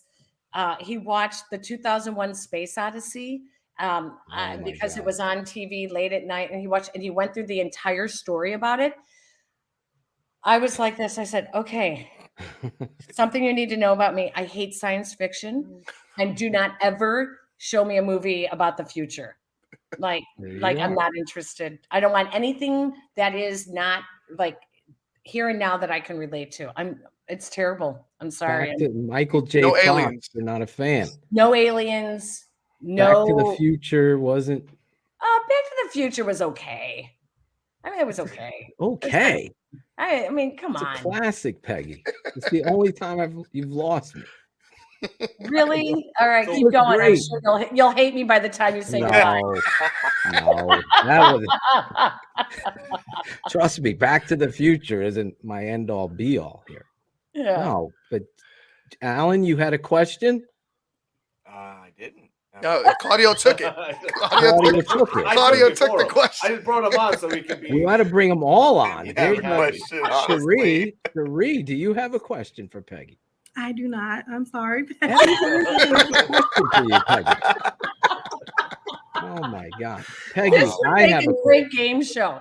This is like the games of the 60s. Hollywood Squares. Hollywood Squares. Like, do you have a question? Give me Claudio for I mean, 300. to give Phil credit, y'all cover a lot of topics. Y'all talked about almost every Thank position, you. so it doesn't leave a lot. Okay, I have a serious question from the chat. No. No, from the chat. I'm serious. Before you From do the a chat. serious, let me Okay. ask her this question. We always ask our guests. This is one of the new questions. Is there something that you're watching on streaming or whatever that you think people should check out? Oh. See? Dead to Me. Oh, that Have is you a watched good Dead to show. Me with Yes. Christina Applegate? Absolutely. But you No have- spoilers. No, you have to watch the first 2 seasons. Amazing. It is so good. A lot of twists. Lots Lot- of twists. It's It's great. excellent. Who's what the is? brunette actress in that? She's great. Oh, she's so good. She's so good. So good. know. And Linda Cardellini. Thank you, Snake Eye. That's who that is. I She's believe. awesome. And she was her in backstory Bloodline. is hysterical. Oh, she is in Bloodline. Yeah, Yeah, she plays the sister, right? Exactly. The sister in Bloodline. If you've ever seen that, that's who we're talking about. These two play a great role. A story, I don't want to spoil it, but it is so good. And It's very, very good. Yes. Dead to Me. I love it. See? I'm trying to think. It hasn't been on in since the pandemic. Oh gosh. I'll think of it. But I'm very like female lead role oriented. I think the last 3 or 4 years has been super strong with shows that are very good. It's not like you don't have to be a chick to watch it. They're Right. very, very good shows that, well, especially Kevin Costner's show. It's like, Oh my God. It's might be great. some of the best writing ever for a female. Ever. Oh, his daughter on that show. That is amazing in that show. Oh my God. When she stops and he brings home Summer or whatever the hippie's name is, and she's in his shirt, and she comes down in the kitchen, and the daughter is standing there looking at her, and she looks at her and she says, I sure hope the friend says, I sure hope you paid a lot for those boobs. And she said, oh, honey, I didn't have to pay anything. God gave them to me for free. And it looks like he gave me yours too. Oh. Ouch. And then in the same scene, she says, and this is terrible, the same scene, she says to her, she goes, I hope you get ass cancer. Yeah. Peggy can relate to this character, I believe. Yeah, I love it. I could see you saying that to George McCaskey, not the last statement. Not the what? Not the last statement. I was talking about the first statement. No, I would never say that to George. George and I have had Gentleman our George. ins and outs. We've had our ins and outs. Has he had hate for you? Maybe. Okay. She agrees with the decisions that we've made. She's pissed off.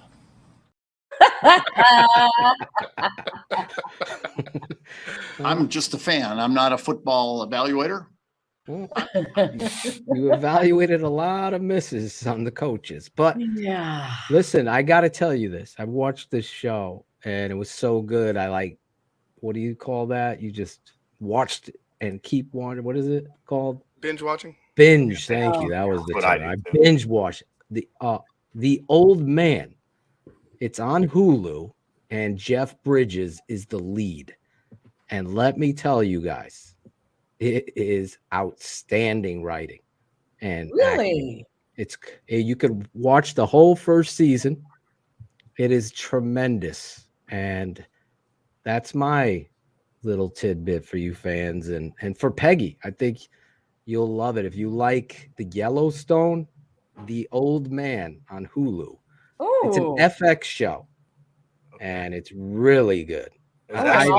You'll love it, Ivan. There's actually a new Yellowstone coming out. It's 1923, I think now. I gotta watch it. It's got Harrison Ford in it too. The 18 one. Yeah, I'm actually rewatching. I thought it had right Sam now. Elliott in it. Did you like the 1883? That's the 1883. I haven't seen it yet. Yeah, Did so you the like new it? one I heard is- mixed reviews on that. It's okay. It's okay. I I'm love like halfway Sam through it. Elliott though. I'm a he's huge amazing. Sam Elliott fan. There's another show I was watching, and I'm trying to remember it. I'm looking it up as we're talking. Sandra Oh. What was her last? It's really, really good, but only the first couple of Killing Eve. I haven't seen that. Killing Eve. The first 2 seasons are the best, but don't bother. Don't bother after like They season jumped 2. the shark on season 3. Super good. Super good. But yeah, that's like what I watched. That's kind of. Have you seen Unbelievable on Netflix? No. That's a tough watch right there. It's about this girl who was sexually raped, but she can't remember, and the police are putting pressure on her. And there's this serial story behind it. It's so well written and produced on how they go from here. And these women are investigating it. And you could see the difference between the women detectives and the male detectives on this, and the writing and the producing of it. A friend of mine told me to watch it, and he's a part of it. And he's like, I was just like, wow, I'm 4 episodes in, and I was like, this is unbelievable. What's it called again? Unbelievable. I'm writing it down. It's on Netflix. That's another one. I just started it, and I'm telling you right now, obviously the story, you have to be, it's tough, but that's what we keep it 100 here. It's a great show for learning. It's based on a true story. Ooh. So it is really good. Oh, that's rough. But we kept you on, and I got one last favor. We've asked everybody that comes on to do a station ID. Oh. So what you do is say who you are, and you can from ESPN 1000, whatever show you want, and then you say, and I'm keeping it 100 on the Tape Never Lies Network. Hang on, I'm old. I got to write that down. Don't worry. Chris Zorich wrote the whole script down, right, Drew? Hold on, Phil. I got to write. I go, name you, and just remember this last part. And I'm keeping it Phil. 100. Akeem Hicks had how many? Akeem Hicks, 11 takes. 11 takes. For Akeem Before Hicks. we do that, we have had several guys in the chat wanting Peggy to talk about how hard it was for females to break through as how it was being a pioneer female sports reporter. There you go. Thank you. That's what I was looking for. The guys have been asking. There you go. I don't really ever think I was a pioneer. If you sleep with the guys, then you just get a job. Oh my God. Oh my God. Wow. That was it. We're ending the show on that. Okay. Truth be told, I was never cute enough or the Barbie doll to be that girl. So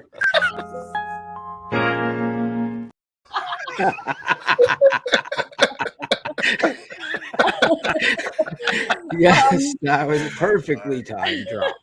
Great timing. No, you know what? I never thought I was a pioneer. I'll be very honest with you. I met the true pioneer in Chicago, Jeannie Morris, Johnny Morris's wife, about 8 years ago. I was being honored for an award in Chicago as being a Chicago female, a pioneer in sports broadcasting.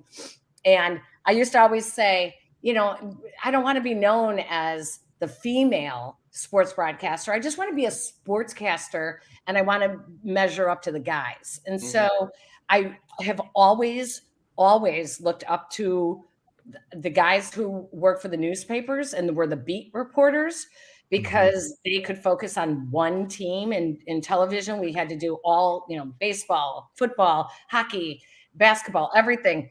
So I really just kind of made it a point of trying to emulate being a beat writer for a newspaper. And the other thing is my first job, I had the news director said to me, well, you're very Chicago and you have a very Chicago accent. Oh, God. But he said, I feel like if you just told sports, like you're sitting in a bar, hanging out and talking sports, I think you'll be okay.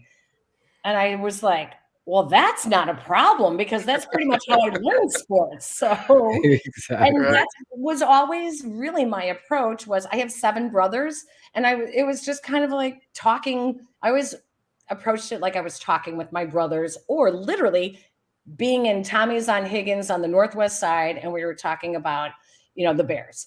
And that was always my approach. And it just seemed to work in Chicago. Could not get a job in other cities, could not, because they thought I was too Chicago. And then I really just kind of tried to always keep it real and be real. And I think that's why Lovie Smith really took to me, because I was very real. I didn't try to just play and be nice. And, I tried to be funny at times and tried to promote his personality. And I think that some of these guys really appreciated those opportunities, as well as knowing that I wasn't there to go to bed with anyone. Myself. Oh man, there's gonna be so many good clips. Hey, there you go. Yep, I like it. Hey. I mean, you can see, you guys, I love to laugh. And that was really. That's why you're perfect on this show. You are an amazing, honestly, tonight, I never know what to expect with a guest or anybody coming on, especially a new guest or even a repeat guest. But for you, I don't know, kind of understanding our friend Dion and you being the opposite, I was like, she's gonna fit perfectly in just like Dion, because as far as you guys are, you really can hear Yeah. the same type of human being. And I came away tonight. It was so therapeutic talking to you. It was so entertaining and so much fun that I like am already thinking, when is she going to come back? When are we going to have her back on? That when you have that, that's the truth. When you have that kind of guest, it's just like, it's great. And well, you know what's funny is that I was I told somebody that I had this podcast to do, and they said, "Oh, are you researching them or anything like that?" And I go, "Hell, they asked me on. Either they know what they're getting, or they're going to be." They probably were like, "Have you researched them? They're assholes." That's probably what they were leading to. No, I just kind of, I always just kind of feel like if you are truly yourself, people will pick up on that. It's when people are exactly so perfect that you can't quite figure them out. That's just not me. I've always just kind of wore it on my sleeve and just like, hey, people are either gonna get it or they're not gonna get it. And in the end, we're still gonna have fun and we're still gonna talk sports, and I'm still gonna go hang out with my friends, and it is what it is. It's what's made, I think, Chicago sports stand out from other cities is we are very real. When you have true Chicago people who are real, I think it shows. I think the great thing about Chicago, especially for Bears fans, you can love them or hate them, and there's a lot of meatballs and stuff like that, but the loyalty that the Bears fan has to its fandom is true. And I think it's a responsibility that the beat writers, some of them, don't take into consideration, into heart. And I've had a lot of them on here that do, and you get it. And that's important, because you brought up Dan Pompei. I'll tell you, I'm from Connecticut. My father's football, my uncles, one coached the Jets, the other coached the Browns. I could have been a Jets or a Browns fan, right? No, I was a Walter Payton fan, and my loyalty to the Bears was unrelenting, right? So to get to this point, Dan Pompei, my mom got me for Christmas a subscription to the Bear Report, which was a weekly magazine. Yes. And there was no internet. I read that thing, and I told Dan this when we had him on. I was like, wow, reading Dan, not Larry Mayer, Dan. It just embodied. I want to do that. I want to talk about the Bear. I want to broadcast. That was the moment. It was the Bear Report. Just reading. Wow. And you know what? The McCaskies have fumbled, and Ted has fumbled the ball of allowing Peggy to sit down and talk to Jack Sanborn and tell the story. Who are you, Jack? So the fans can know that part of football they're not allowing as much anymore, if any. And that's really where they need to step it up. They really I've been trying to get a player on my podcast since preseason. And Which every week player they would say, that be? okay, well, we change it. We've changed it like every week. I send a reminder. And I think that's the thing is sometimes if you're too careful, the fans see that. Let them be themselves. Like this is what everyone's doing now.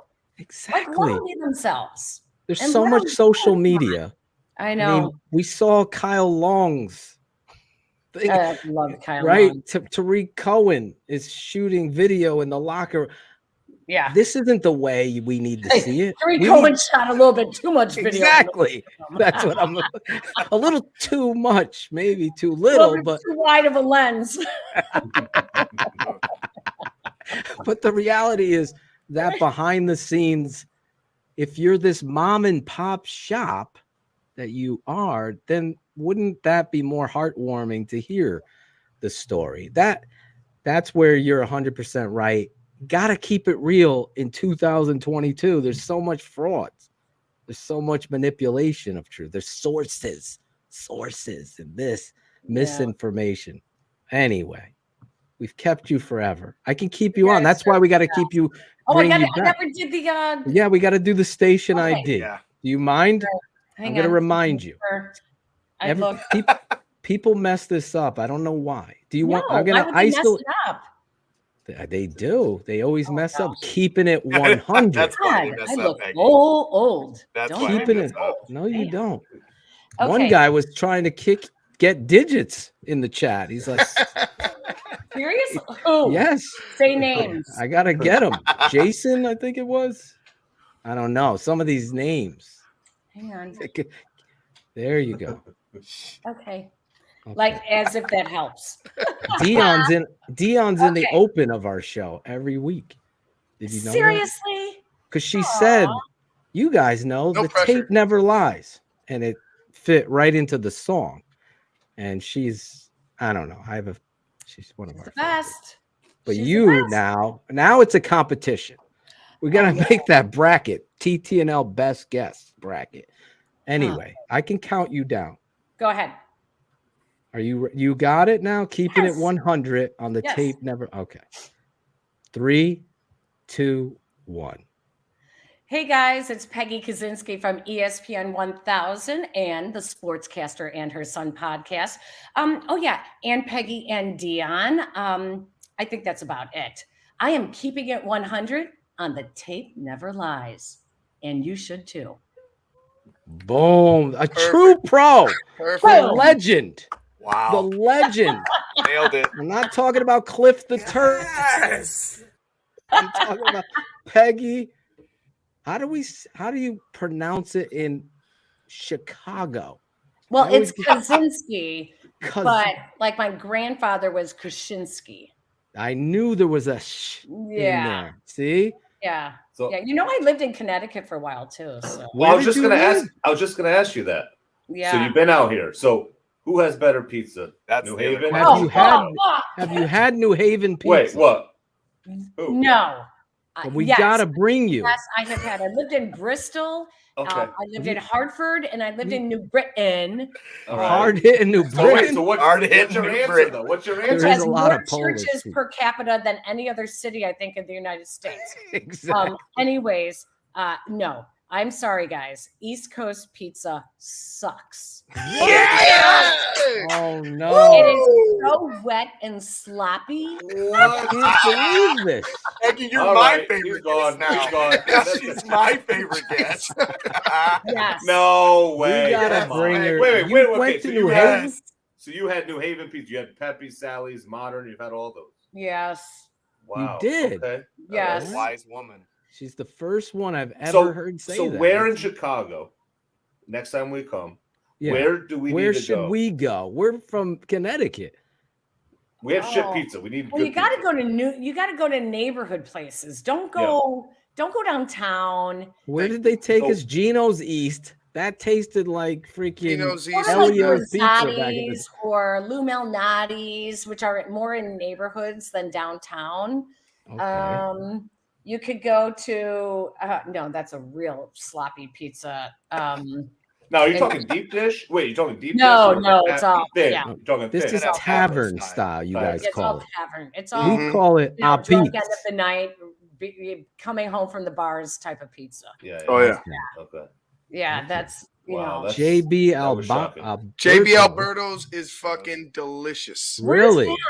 It's up on the north side. It's over by Rogers Park. I think it's on Jarvis. Is it on Jarvis? It's up. Mark this JB down. Alberto's is delicious. How about this? Pequods. Oh, I've heard Pequods is really good. But you haven't had it. No, I haven't had it. Okay. Truth be told, I am not a big pizza person. So there it is. Anymore. I that's used why. to be. Okay. Yeah, I used to be, but yeah, not anymore. Well, you knocked it out of the park tonight. You said it all. You crushed my heart at the end with the shot at Connecticut pizza. But best thing you said. I just hope I still have a job. You've never even been here, Alan. So stop. I know. I just like hating on you. Stop. What try part of it. Connecticut? You guys are New Haven, you said? No. No, I live in Southington, right? Bristol. Yes, of course. ESPN It's is right by Bristol. It's where all of the executives. we moved to Southington. Yes. We moved on up like the Jeffersons. Yes. Me and my wife, we lived in Meriden, which is not the best, Yeah. but it has its things. No, but it's a good area. Yeah. My father-in-law is from Southington. look, what Go the figure. Right? are you coming out? I'm taking you to some great restaurants, and Is then I'm Lake gonna Compound still there? Lake Compound is there. We had the boys in the season pass. See? We took them there. Yes, the oldest roller coaster. The Oh my wooden gosh. one over there. Wow, crazy. What is it called? The Wildcat? I forget the name of the coaster. It's shoot. freaking, I'll tell you what, Peggy. Boulder Dash. I went No, Boulder that's Da- the newer that's one. not- oh, it's The another older one, I'm sitting on it, Ivan, with my son. He begs me. We waited death in line. trap, huh? I fucking telling you, I got out of there. My back is killing. My neck. You hit every bump. You're like, Yeah. boom, boom, boom, boom, boom. That Bam. was like what's that? The Eagle at Great America. Oh my gosh. That was it. You got off that with a headache every Yes. time. Oh, It was yeah. it was a wooden roller coaster. Oh It was my that God. My seat wouldn't lock on that thing. My protector thing wouldn't lock on it. So I'm I over there had that holding happen on. one time as we were going up. Mine came loose. Oh my Yes. God. Yes. I went on one of those new ones. We're locked in, right, Peggy? With my son. I got twin boys. They're 8. So we're going up, and my fucking thing opens a little bit. I have a full-on panic attack. Come on. We're raising up. No way. I freak. Oh my God. No I go, I'm way. getting old. I can't do that shit. Oh my God. But anyway. You guys are the best. You're the best. You're the Thanks, best. Peg. You're the best, Peg. Typically, I'm like, I got about 20 minutes for you. Like, that'll work. That's good, right? And I'm like, what the heck? What? Wait, it's 10:45 Exactly. here? What? Oh, yeah. On our That's first what date. Phil does. We do that every fucking Wednesday. We're like, Phil does we've been do doing that. this for 4 hours. The Fuck. best was Amazing is people stick around and listen. Oh yeah. Always. Best was one of the guys.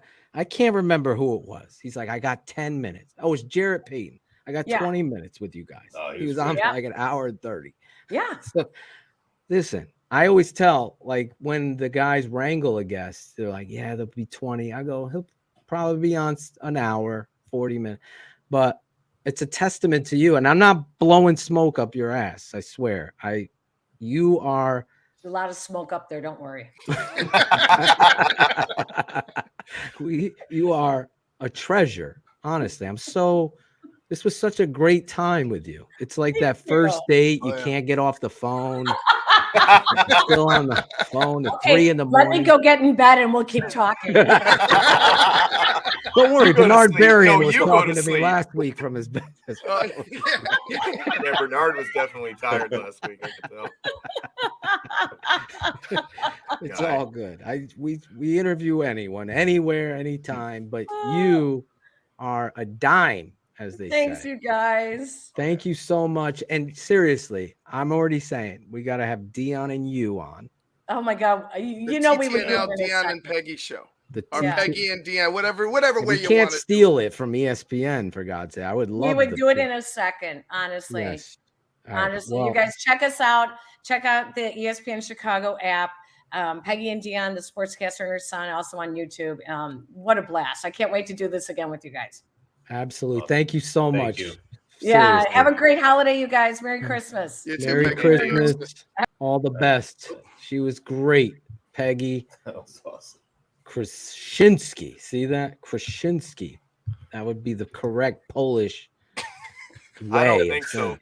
I don't think that's even close to what it would be, but okay. That's what she said. You didn't She hear said, her? she said her grandfather. She says it's Kusinski, but her grandfather went by Kusinski. Kusinski, Because not he had the what you right. said That's was because not. he had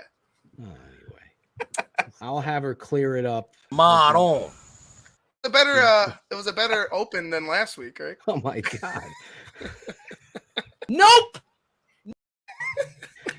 Bernard came around. He came around. Oh, I love that. Yeah, it ended up being a great interview. Everybody. Wasn't Great even interview. material. You just, what's Does to that? me. When I had him on a podcast he was eating a bowl of cereal. Yeah, he was literally sitting there just eating cereal and just talking. Man, I fucked up, but for sure. Okay. So. Okay. Well, You Peggy were said eating that. cereal? Okay. Okay. Imagine Jackal with someone eating cereal. Okay. It was me. Okay, I'll wait. Rashid Davis and Bernard, and Rashid was talking the entire time. Bernard just sat there eating cereal, listening to Rashid Davis talk. It was hilarious. When she said you sleep with them, I fucking lost it. Oh my god! That was. I mean, she had to be one of she's the funniest guest remarks. I think she's one of the gang. Yeah. Like She really- she's one of the gang. Listen, I was tempted to text Dion today and say, hey, I'm having Peggy on just to see maybe there's a nugget that Dion. I didn't even do it. I was like, you know what? Just, Shane had called me or texted me and said what was going on with him. And I'm dealing with a lot with the family and how everyone, it seems like we're all like pushing to get to the holidays. Like, I just got to get through this to get to the holidays. It's just, life is very hard. There's a lot of shit going on with a lot of people. The Bears have not helped it at all. Usually they're an escape, and now they've become a nightmare, so to speak, because you want to see them win, and then they lose to the Packers. And whether you believe or don't believe, and whether you're on the side of hope and you believe in Eberflus, you're on the side of disenchantment and you want Eberflus already gone, and polls you don't believe in, you gotta just wait. They're always gonna bring you back in. But right now times are tough, and to have Peggy come on the show and just be who Peggy is, honestly, I wasn't blowing smoke. It was so therapeutic, and she was just so all class. In all honesty, she totally, like you said, Ivan, fit right into the show. How Shane is doing. He's probably doing the toilet right now. I have no idea. Either that or his pillow, one of the two, I'm sure. Running back and forth. I've had food poisoning. I know Claudio has as well. I remember. Yeah. The diner, right? Fun. Wasn't it the Athena? Yeah, it was no, not Athena. No, not the diner. No, it wasn't. The diner near the flea market. You ordered clams or something at a weird place, I thought. No, that wasn't you. No, that wasn't me. Maybe that probably was your brother. I was gonna say, I think that was Dino. Yeah. That was your brother. He's like, dude, I have food poisoning. What did you eat? I was at the diner and I ordered clams. Yeah, I would not order fucking clams. It's like having sushi at a gas station. Who the fuck eats that shit? Sushi at a gas station. They have that. Who the fuck eats it? I don't Worst thing you could ever do. I don't know. Listen, Merry Christmas, kids. Selling it. You keys. Okay, listen, Christmas is right around the corner. I'm not even done shopping. I'm that last minute shopper. But don't you be a last minute shopper, right, Cherie? Oh. Where is it? Is it playing? Yeah, I hear it. Get your Crookshanks ready. Oh my God. This is the part of the show where our sponsor, Yoko, Manscaped. If you haven't Manscaped, whether you're 20 or 60, I'm suggesting you invest in the Manscaped, right, Cherie? Of course. So it is the season for clean balls. Yes, it is. Clean those balls, those shiny balls. Our friends at Manscaped are helping you clear your driveway for safe travels this holiday season. From stocking stuffers to white elephants, Manscaped's products are at the top of every wish list. Grab some crop mops for your pops or the body buffer for the holiday lover. Win this year's white elephant gift and help all the men in your life go from eggnog to nice hog this December by going to manscaped.com and using code YOKO for 20% off plus free shipping.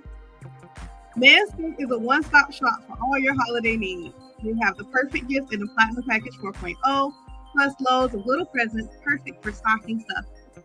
What better holiday gift than giving the gift of good hygiene and a few laughs? Manscaped offers a handful of liquid formulations, shampoos, body wash, upstairs and downstairs deodorant, gels, exfoliants, absolutely everything they can need to keep it clean. Don't let their chestnuts roast in the wrong boxers. Get them a pair of Manscaped boxers, specially made to keep the area cool and provide holiday comfort all year round. Cool those balls. Now that you've gifted them perfect privates, go beyond the groin with Manscaped's full body product line. Dad has nasty nose hairs? Save his life with the Weed Whacker nose and ear hair trimmer. I gotta get it for my dad. I gotta. Save his life, Will. Coach O, we gotta get that nose hair, Coach. Jeepers creepers. Is their full kit for nail care with scissors, clippers, tweezers, and a file for the traveling man. There's the new Persevere cologne that brings a light, breezy, woodsy feel and gives that fresh tree scent even after the holidays are over. Still using a loofah? Introducing the Body Buffer, where loofahs actually hold bacteria from dead skin. Help them throw out that disgusting old loofah and get the body scrubber that feels smoother but acts tougher. Lastly, top off the stocking. Top off the stocking with the crown jewel for their family jewels, the Lawnmower 4.0. The electric razor's advanced skin-safe technology is a life changer and known for reducing nicks and cuts on his 10%. Manscaped is here to make holiday shopping a blast by giving products they'll love and make them laugh. I love all. Get 20% off plus free shipping with the code YOKO at manscaped.com. That's 20% off with free shipping at manscaped.com and use code YOKO. Manscaped, for a perfect gift that will be the holidays' biggest hit. That's right. Use the promo code YOKO. Cherie knocking it out tonight. Christmas time is here. Use that promo code YOKO. You're going to get 20% off plus free shipping.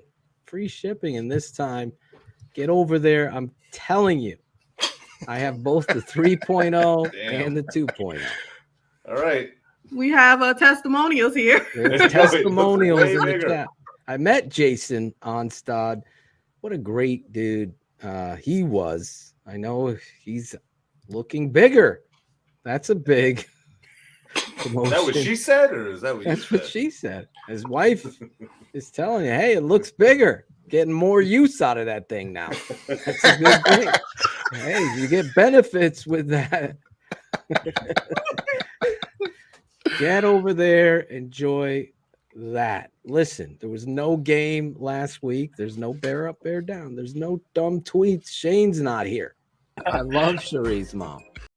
I still love Cherie's mom, and Cherie is here.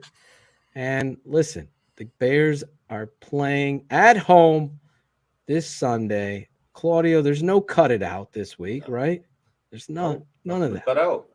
Next week, we will have Christmas with Courtney Cronin. Cherie's favorite will be on the show. Courtney Cronin next Wednesday night, keeping it 100 after the Bears-Eagles. She'll be talking about what she thinks of the Chicago Bears. Tonight, if you just are tuning in, I don't know where you've been, but you missed one of the all-time shows. Oh, yeah. Peggy Kusinski, not Krasinski, even though that's how her grandfather would say it. Bratcher. Peggy, 25 years in sports broadcasting on the Bears beat. She now's got the show with our friend, TTNL family member, Dion Miller. Go check them out. And she does the post game with Yurko. We get Yurko on here. And Alan didn't kick her off, so that's Alan almost kicked her off. Oh, if you noticed. A little bit, but you got close. But you got close. We kicked Alan off the show tonight. He's gone. As long as Cherie's happy, I'm happy.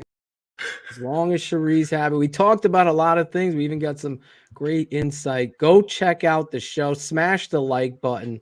We hope there's hope. There's hope, guys. There's hope. Is there hope this weekend? That is the question. We go to one last thing, and we're going to do it real quick. Is our bold predictions for the game Eagles, Bears. Shane and I, or maybe just me and Ivan, will be live. Bears Hour live. Claudia, you coming over to the house for this game? No, I'm working because I'm leaving. Oh, he's picking. I'm working on a Sunday and a Monday. What? I'm going to the- Italy. What's up, guys?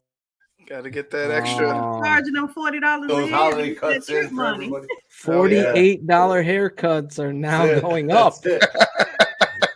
Gonna Rentals get are that not funk money. That cheap. Yeah, it's going 68. down. Haircut going up. Bratcher least stood in the exchange rate's hallway. better He was this year. like, I ain't paying.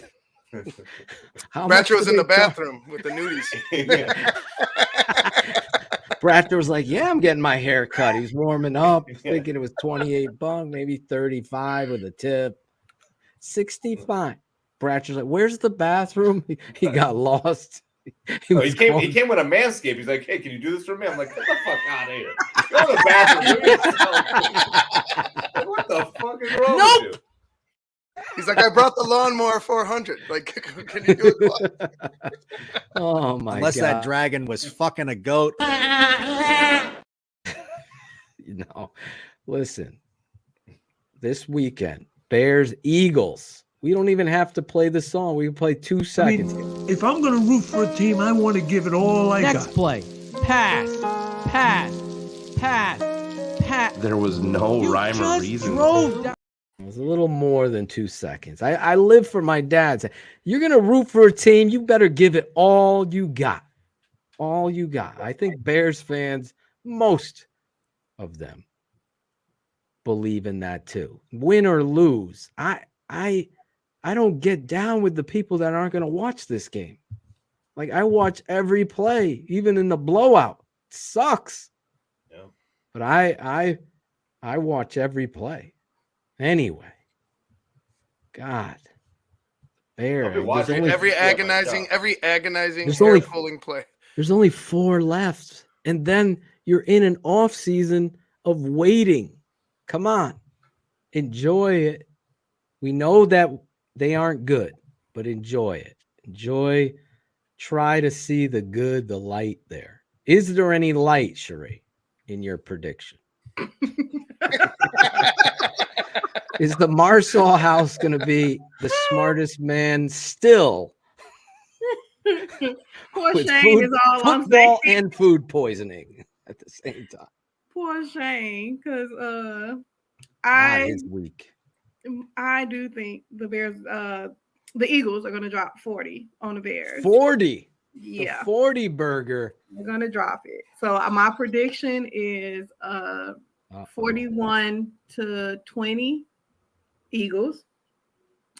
Bold prediction is, I know Peggy isn't a fan, but I'm going to go ahead. See, Paul stole mine. 2 sacks? I'll say a And an sack. interception. I wasn't gonna go. I don't think he's gonna get an interception to the house, but I think the Sanborn's all over the place, and I do like what I'm seeing. Go to sleep, Alan. Go to go to bed, Alan. Yeah, Alan, what are you doing? He's What are worried you about doing us already? talking The about fuck? it. I know, Bratcher. He's in the Matrix, that guy. Are they talking about? Alan's eating a bowl of cereal like Bernard. I love it, Sheree. So yeah, Sanborn sack and an interception. Yes. All Not, right. I don't think he's gonna get 2 sacks, but I think a sack and interception is feasible. Alan, to his credit, gets the show and is giving his prediction. 39-13 is Bratcher. Hopefully, Bratcher puts the audio of this up at the end and gives it to you guys that beg me every week. When's the podcast version coming up? Well, Alan takes care of that. Text him, DM him, not me. I got nothing to do. I go to sleep after doing this, talking for 3 hours. 42-17, Angelo. What about Angelo? It's not him, but another Angelo. Get your predictions in the chat or in the YouTube. Put your money where your mouth is. All these guys. I know the game. Okay. Claudio, you almost half asleep there. Yes, I'm ready to. You almost look like you fell ready asleep. to pull a Bratcher. I feel like that's not a bold prediction, Snake Eyes. Bratcher was like, bold predict. Yeah, exactly. Then he's 31-20. 31-20. I hope it doesn't get ugly. I mean, can we get the Eagles to get food poisoning? Maybe then maybe we'll have a fucking chance. But if that doesn't happen, I think the Eagles will probably win. I mean, let's say 35. I think we'll still score. So 21, 35-21. 35-21, says the barber. Yes. 35-21. Bold prediction is Fields completes 3 passes over 20 yards. So air yards. So 3 deep balls. There you go. That's a pretty bold prediction because we've had like 3 all year. So, I mean, right? Is that bold enough? That's bold. Okay. That's not a Bratcher bold. Oh, Ivan Vargas. Yeah, I'm gonna stick with the trend. Unfortunately, if we have an upset, it'll be fucking amazing. But I don't think it's gonna happen. I'm gonna go along with Cherie's lines. I'm gonna say 42-17, 42-17. I know. I think Angelo had pretty much. I think that's prediction. I think that's just about the right. I think that's about right. They don't get to 20. I think that's about the right. I think that's about the right.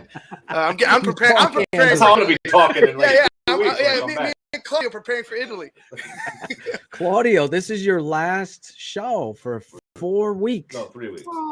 3 weeks. Yeah. Oh, you don't pull. We won't see you till the new year. Yeah, Claudio is not becoming the executive director of the Italian T-ball or kickball league. He is actually traveling to Italy for Christmas. Buon Natale. Yes, Christmas and New Year's in Italy is going to be epic. Can you send us some live video for next week's show? Seriously. Well, live, not live, not because live. It'll be like video 4 in the morning. But yeah, hey video. guys, I'm here. Yeah. Can you give us the yo from Italy? Of course. Outside. Will you be outside, at Rome? My dad's. No, we're landing in Milan, and then we're driving down. When do you go? One night. When do you go? The 20th, Tuesday. Oh, so you're gonna be there? Yeah, you got to go out in the middle of the the big town there. It's probably. I'll do it at my dad's town where we're going. Yo, this is Claudio the barber, and we got a great guest. I'm all the way in Italy at Bafangu. Bold prediction. Go ahead. Justin rushes over. Justin has a rush over 50-something yard. I'm not going to say it's a touchdown, but he'll have a 50-something yard rush. That's awesome. Listen, great stuff tonight. Prediction for me, coming out of the bye, this is a weird scenario situation because I always want to see how coaches coach coming out of the bye. What does Eberflus do? What does Getsy do? Do they identify? Do they talk the talk like, oh, we're going to go back, self-scout, we're going to do some things? I'm worried that we're going to see some of the same old shit, and it's really going to irk me on BHL. I'm going to have to watch that live right after the game on Sunday. We'll be live. And but I'm going to go this defense isn't good. So 38-13 Eagles. 38-13 Eagles. 1 touchdown, 2 field goals for the Bears. It's one of those things that I wish I was going with Claudio to Italy. Exactly. Wait, we have some tough games. I'm going to try to watch them. I mean, it's 6 hours ahead. So this last 4 games. I'm going to try to watch them. Brutal. Listen, you got the app. You should be good, man. I should be good, right? As long as I have Wi-Fi. Right. As long as you have Wi-Fi. Do they have Wi-Fi in Italy? Yeah, it's not a third world country, bro. You got Wi-Fi in Italy. Come on. Someone's going to take me seriously. What the fuck, man? Stop hating on the Italians, man. Hey, man, dude, I'm Sicilian. I'm joking. Calm down. Same thing about soccer. Like I saw someone get so offended. I don't care. Everyone knows I don't watch baseball, basketball, soccer. It's the last honestly, thing. I think you have a vendetta against soccer. I grew up. My son's playing. You guys don't even know what I had to deal with growing up in that. Oh my God, that's all we did is break his ball. That's it. But we'll talk. We got to talk when you come back. Hopefully, Is Italy? They didn't even make the World they Cup. didn't even qualify for this. They They didn't didn't qualify. World Cups in a Shit. row. Italians It's must be sad. fucking Oh yeah, picking out their ears. But it's going to be a great final. I mean, we're not going to talk about soccer, but Argentina France will be a good game. So Keeping it World Cup on Friday. Keeping it World Cup on another network coming too. On Jackal's board meeting. Jackal's board meeting. My aunt Emmanuel worked. God bless her, her soul. She worked for Alitalia Airlines. She was a stewardess there. My aunt Annette. She was gorgeous. Anyway. Listen, it was a great show. Peggy was tremendous. You guys always bring it. Claudio, just the start of the show, you knocked out the yo. Everybody, let's do shout outs real quick. We'll play the short version. My wife, I'm going to go cuddle with my wife tonight. That's my goal.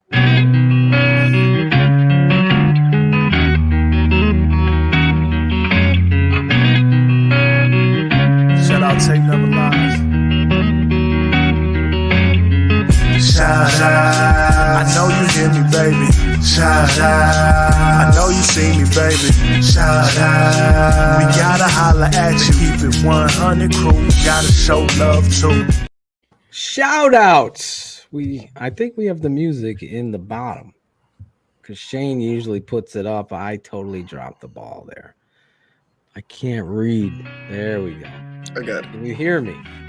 Yes. Sound like you're underwater. Try it again, Phil. Check. 1, 2, 3. You're good. Claudio looks like this tonight. I'm fucking tired of He's shit. the kid in They're class. tired or stoned as shit. No, I'm not stoned. There's a conspiracy. I've never Claudio, smoked weed in my life. Smoke weed every day. In your life. In my life. How about Peggy? There's a lot of smoke coming out of my ass. Oh, that was great. She was fucking awesome. She was tremendous. He was so awesome. Honestly, it's hard to like every time. There's so many. Then you're like, oh, that was the Urlacher, or that was the best. Thomas Jones. How are you gonna be? Oh. Well, we all know Thomas Jones was my favorite. Oh, there we go. That's what I want to do for the. You got that clip on loop. We got to do for the new year. Clip on best loop. guest Just like brackets. Who was the best guest that you That's thought tough. on TTNL? We'll put the brackets up and we'll have some fun as we head into the new year and the new Chicago Bears. Emmanuel, I didn't even know you're from Italy watching the show. Really? Maybe you can meet up with Claude. What's the town that you're going to, Claude? What's the name of Well, it? the town I'll be mainly in Buccino, which is near Salerno, the Amalfi Coast. Oh, look That at you. area. You Yeah. going to go down to the beach? No, it's gonna be too cold to be. Oh, it gets cold there? It gets cold. Oh, Yeah, no. it's like 40s, Amalfi 50s. Coast? Yeah, 40s, 50s. I this didn't time of think year, that. but Let's start with you, Cherie. Obviously, the lady of the house. You have any shout outs? Yes, I do. First and foremost, shout you guys out. Always have fun. And Peggy was awesome. She had me dying. But just shouting you guys out. Phil, that was a great interview. I did say, you covered so much. How you put me on the screen like that? I don't know. is- Claudio's doing something. I'm not huh? doing nothing. What is Oh. going on there? Like I said, it was a great interview. You covered so much that we really didn't have follow-up questions. So shout out to you. Shout out to you, Ivan, Claudio. It's Jackal. Ratcher abandoned us. He And did. He jumped ship like crazy. Wayne, hope you and the family feel better. But I also want to shout out my mom. It's no special occasion, no birthday or anything like that. Just I feel like I me and my mama talk all the time, and I always tell her I love her, but I like to publicly announce that how proud I am of her, how far she's come with everything she's been through, and she's just been such a great mom to me, even though she had her own issues she was dealing with growing up. So I just want to show my appreciation and my love for my mommy. So shout out to her for being such a great mom. And always putting me first. I'm spoiled. So That's awesome. I had the pleasure of meeting your mom at the Larison house. Beautiful. What Beautiful what a beautiful soul. I love Cherie's mom. She was a sweetheart. She was a sweetheart. And she fits perfectly, keeping it 100. She wears her heart on her sleeve, and testament to you, Cherie, because you are just a tremendous human being.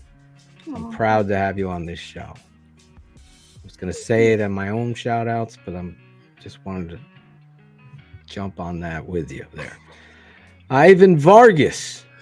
Save Claudio's slumber. Shout out to you guys. Love you guys. Shout out to everybody that's not here. Shout out to Shane. Hope you feel better. Hope everything is good with you. Shout out to Peggy Kusinski because she was fucking hilarious. I'm not gonna lie. Like, she made me want to, like, I want to go sit at a bar and have a drink with her and watch. She was like witty, like Shane witty. Yeah, she was right on. Like that. She was sharp. She was right on. That guy, whoever talked to her, was smart, saying that's how I want you to be as a broadcaster. They should have done this show a long time ago. Oh yeah, no doubt. And she was just wonderful. So shout out to her. And yeah, man, that's pretty much it. You're the man, Ivan. Seriously, I'm so proud to have you on the network, be a part of this, and you helped me out tremendously doing some of the little things that I can't even get to. So great to meet you and your family, and as we move towards Christmas and everything, we've been TTNL. I literally went dead silent. I just took a break from everything. I needed it, and to come to tonight and have you guys here was great, and you were great in the interview as well, man. Truly. So I appreciate you, Claudio, the barber. Yes, I'm my gonna younger reiterate. brother. Yes, that's right, bro. Obviously, shout out to all you guys. Shout out to Shane, Ivan. You did a great job, like you said. Great job with the questions. Thanks, bro. So also shout out to you and Jackal for last night. Sorry I couldn't make it on. Keep it in fantasy, but you did a great job. We held it down. We clowned you a little bit, but it wasn't. All right. It wasn't T-ball commissioner clowning. It wasn't T-ball commissioner. Oh, that ain't stopping. That's it. We're gonna keep that up going. Yeah, I mean, just shout out to everybody in this the chat, and I'll say Merry Christmas now because I won't be here next week. So Merry Christmas to everybody, and I hope you guys. You can send the video via Messenger. Yeah, right? That's right. I'll try to send something. Just send it to the night me. Before. Yeah, the night before. Then I'll produce it. Yeah. I'll put some Christmas music to it, and that'll be fun. I'll play it right out the show like you're here, but you'll really be. Yeah, I'll do it Wednesday. So because Wednesday. Give it get a good angle. Let Adriana take care of the background for you. She has a good visual, right? They're gonna be mad. They don't know, but they're not gonna have data unless they're on Wi-Fi because that shit's expensive. So no, they have to be on Wi-Fi. They're gonna be pissed. You gotta get T-Mobile. I can't Snapchat every fucking T-Mobile twice. T-Mobile gives you free. They don't need to do that anyway. Exactly. That's what I told them. Yeah, put your phones down for God's sake. You're in Italy. Look around. Well, no, but that's the thing. It's all about the photos. They want to get the photos. Oh yeah. They can post them when they get back. Exactly. That's what I'm gonna tell them. It's so tough with that. They gonna be mad at me. Social media stuff. I'm gonna say Cherie told me to do this, so it's not my fault. Anyway, all right, yeah, that's it. Have a blessed trip, Claudio. Seriously. Thank you guys. Phil, I didn't get a chance to say it, but I did want to say that was a good job on the intro. So I liked your intro. Oh, thank you. Yeah, I had to do the voiceover because our guy, shout out to him, Lawrence Fleming, the voice, he has COVID. So send some prayers his way. He tried to muscle through it. And I say muscle if you've met him. He's like one muscle. But he is. Just one muscle? He's a giant muscle, walking muscle. So that guy's a great dude. So yeah, I'm not passing the thank you for the love there, but our guy will be back.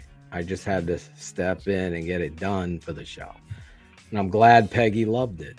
That's what I was hoping Bernard would feel with that.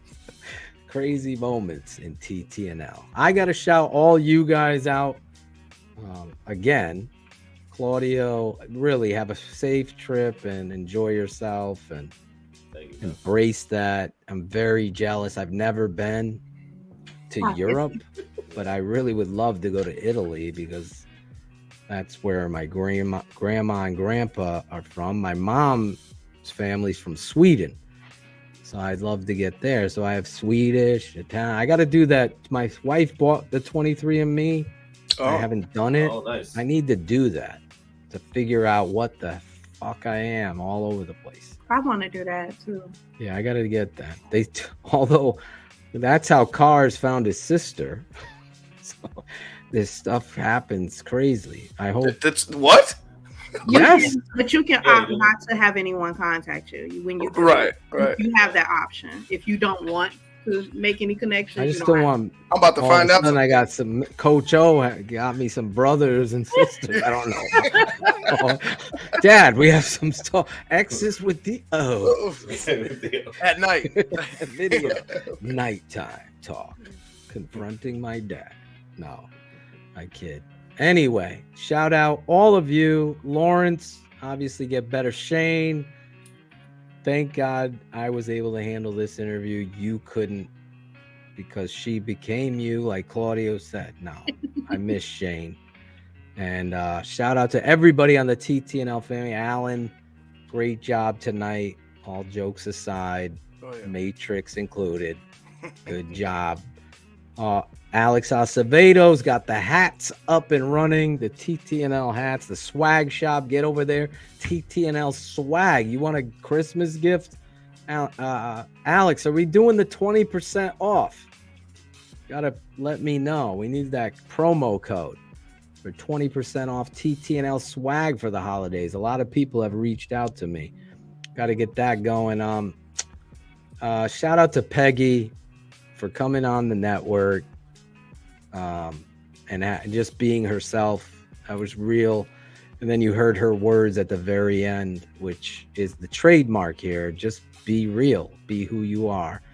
All of you guys that are struggling in any way in life, my DMs are always open on Instagram.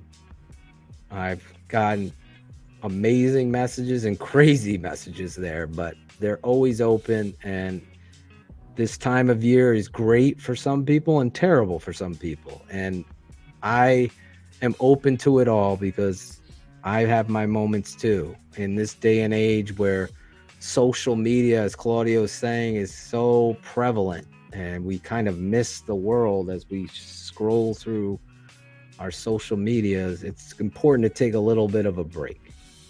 The Bears will break us anyway, so we'll be back. Thank you all in the chat, all of you fans, even you haters. Without you, this network wouldn't be the top place to go for Bears news, and I'm getting so excited as we move to the final stretch because I know how valuable these games are, and the answers will be there. I hope there's hope. I know Chris Zorge, he likes it. Shout out to him and Jim Larison and everybody. Next week, we'll be back with Courtney Cronin on the Christmas episode of TTNL. A very Courtney Christmas. We'll do son. Oh, yeah. Claudio will chime in from Italy. Hopefully, Angelo Marino makes appearances. Claudio, you're going to miss it. I'm going to miss. Oh, my. Fuck it. I'm canceling it. I'm canceling the trip. I'll go after fucking Wednesday. Fuck, they could. I'll meet them there. Yes. We'll see you guys next week. Courtney. BHL will be live and in trouble, I believe, come Sunday. We'll see you next week for Ivan, the super producer, Cherie, the super lady producer of all deliciousness. Jeepers creepers. Yes. Chris Jackal and his board meeting and everybody, and Claudio the barber, the moderator I'm your guy, Draft Dr. Phil. We'll see you later.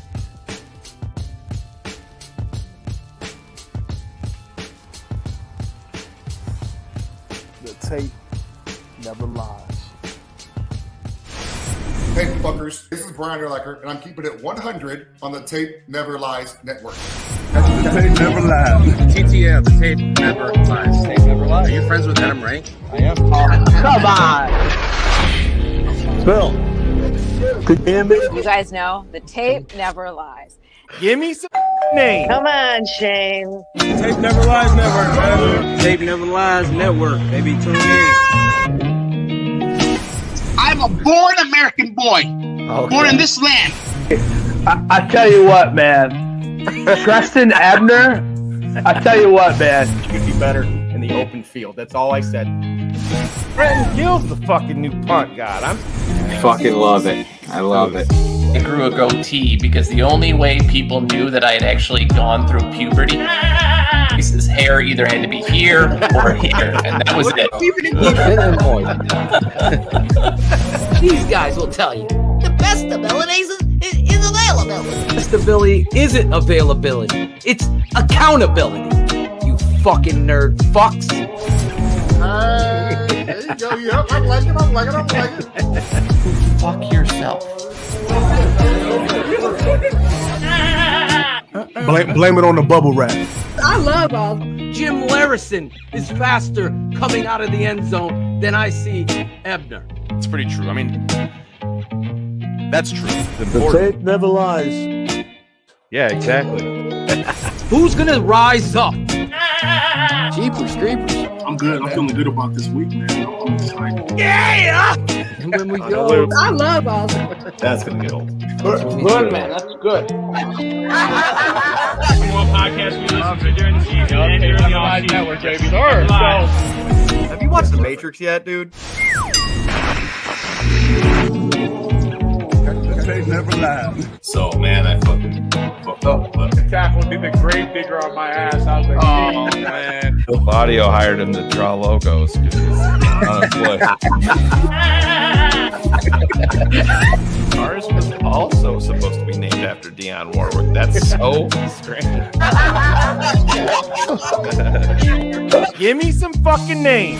You know how cold it is here, guys? I'm doing this for you. I'm doing this for you, you know. I got it up. You're watching the Tape Never Lies Network. What her face can't. She gotta work that ass for daddy.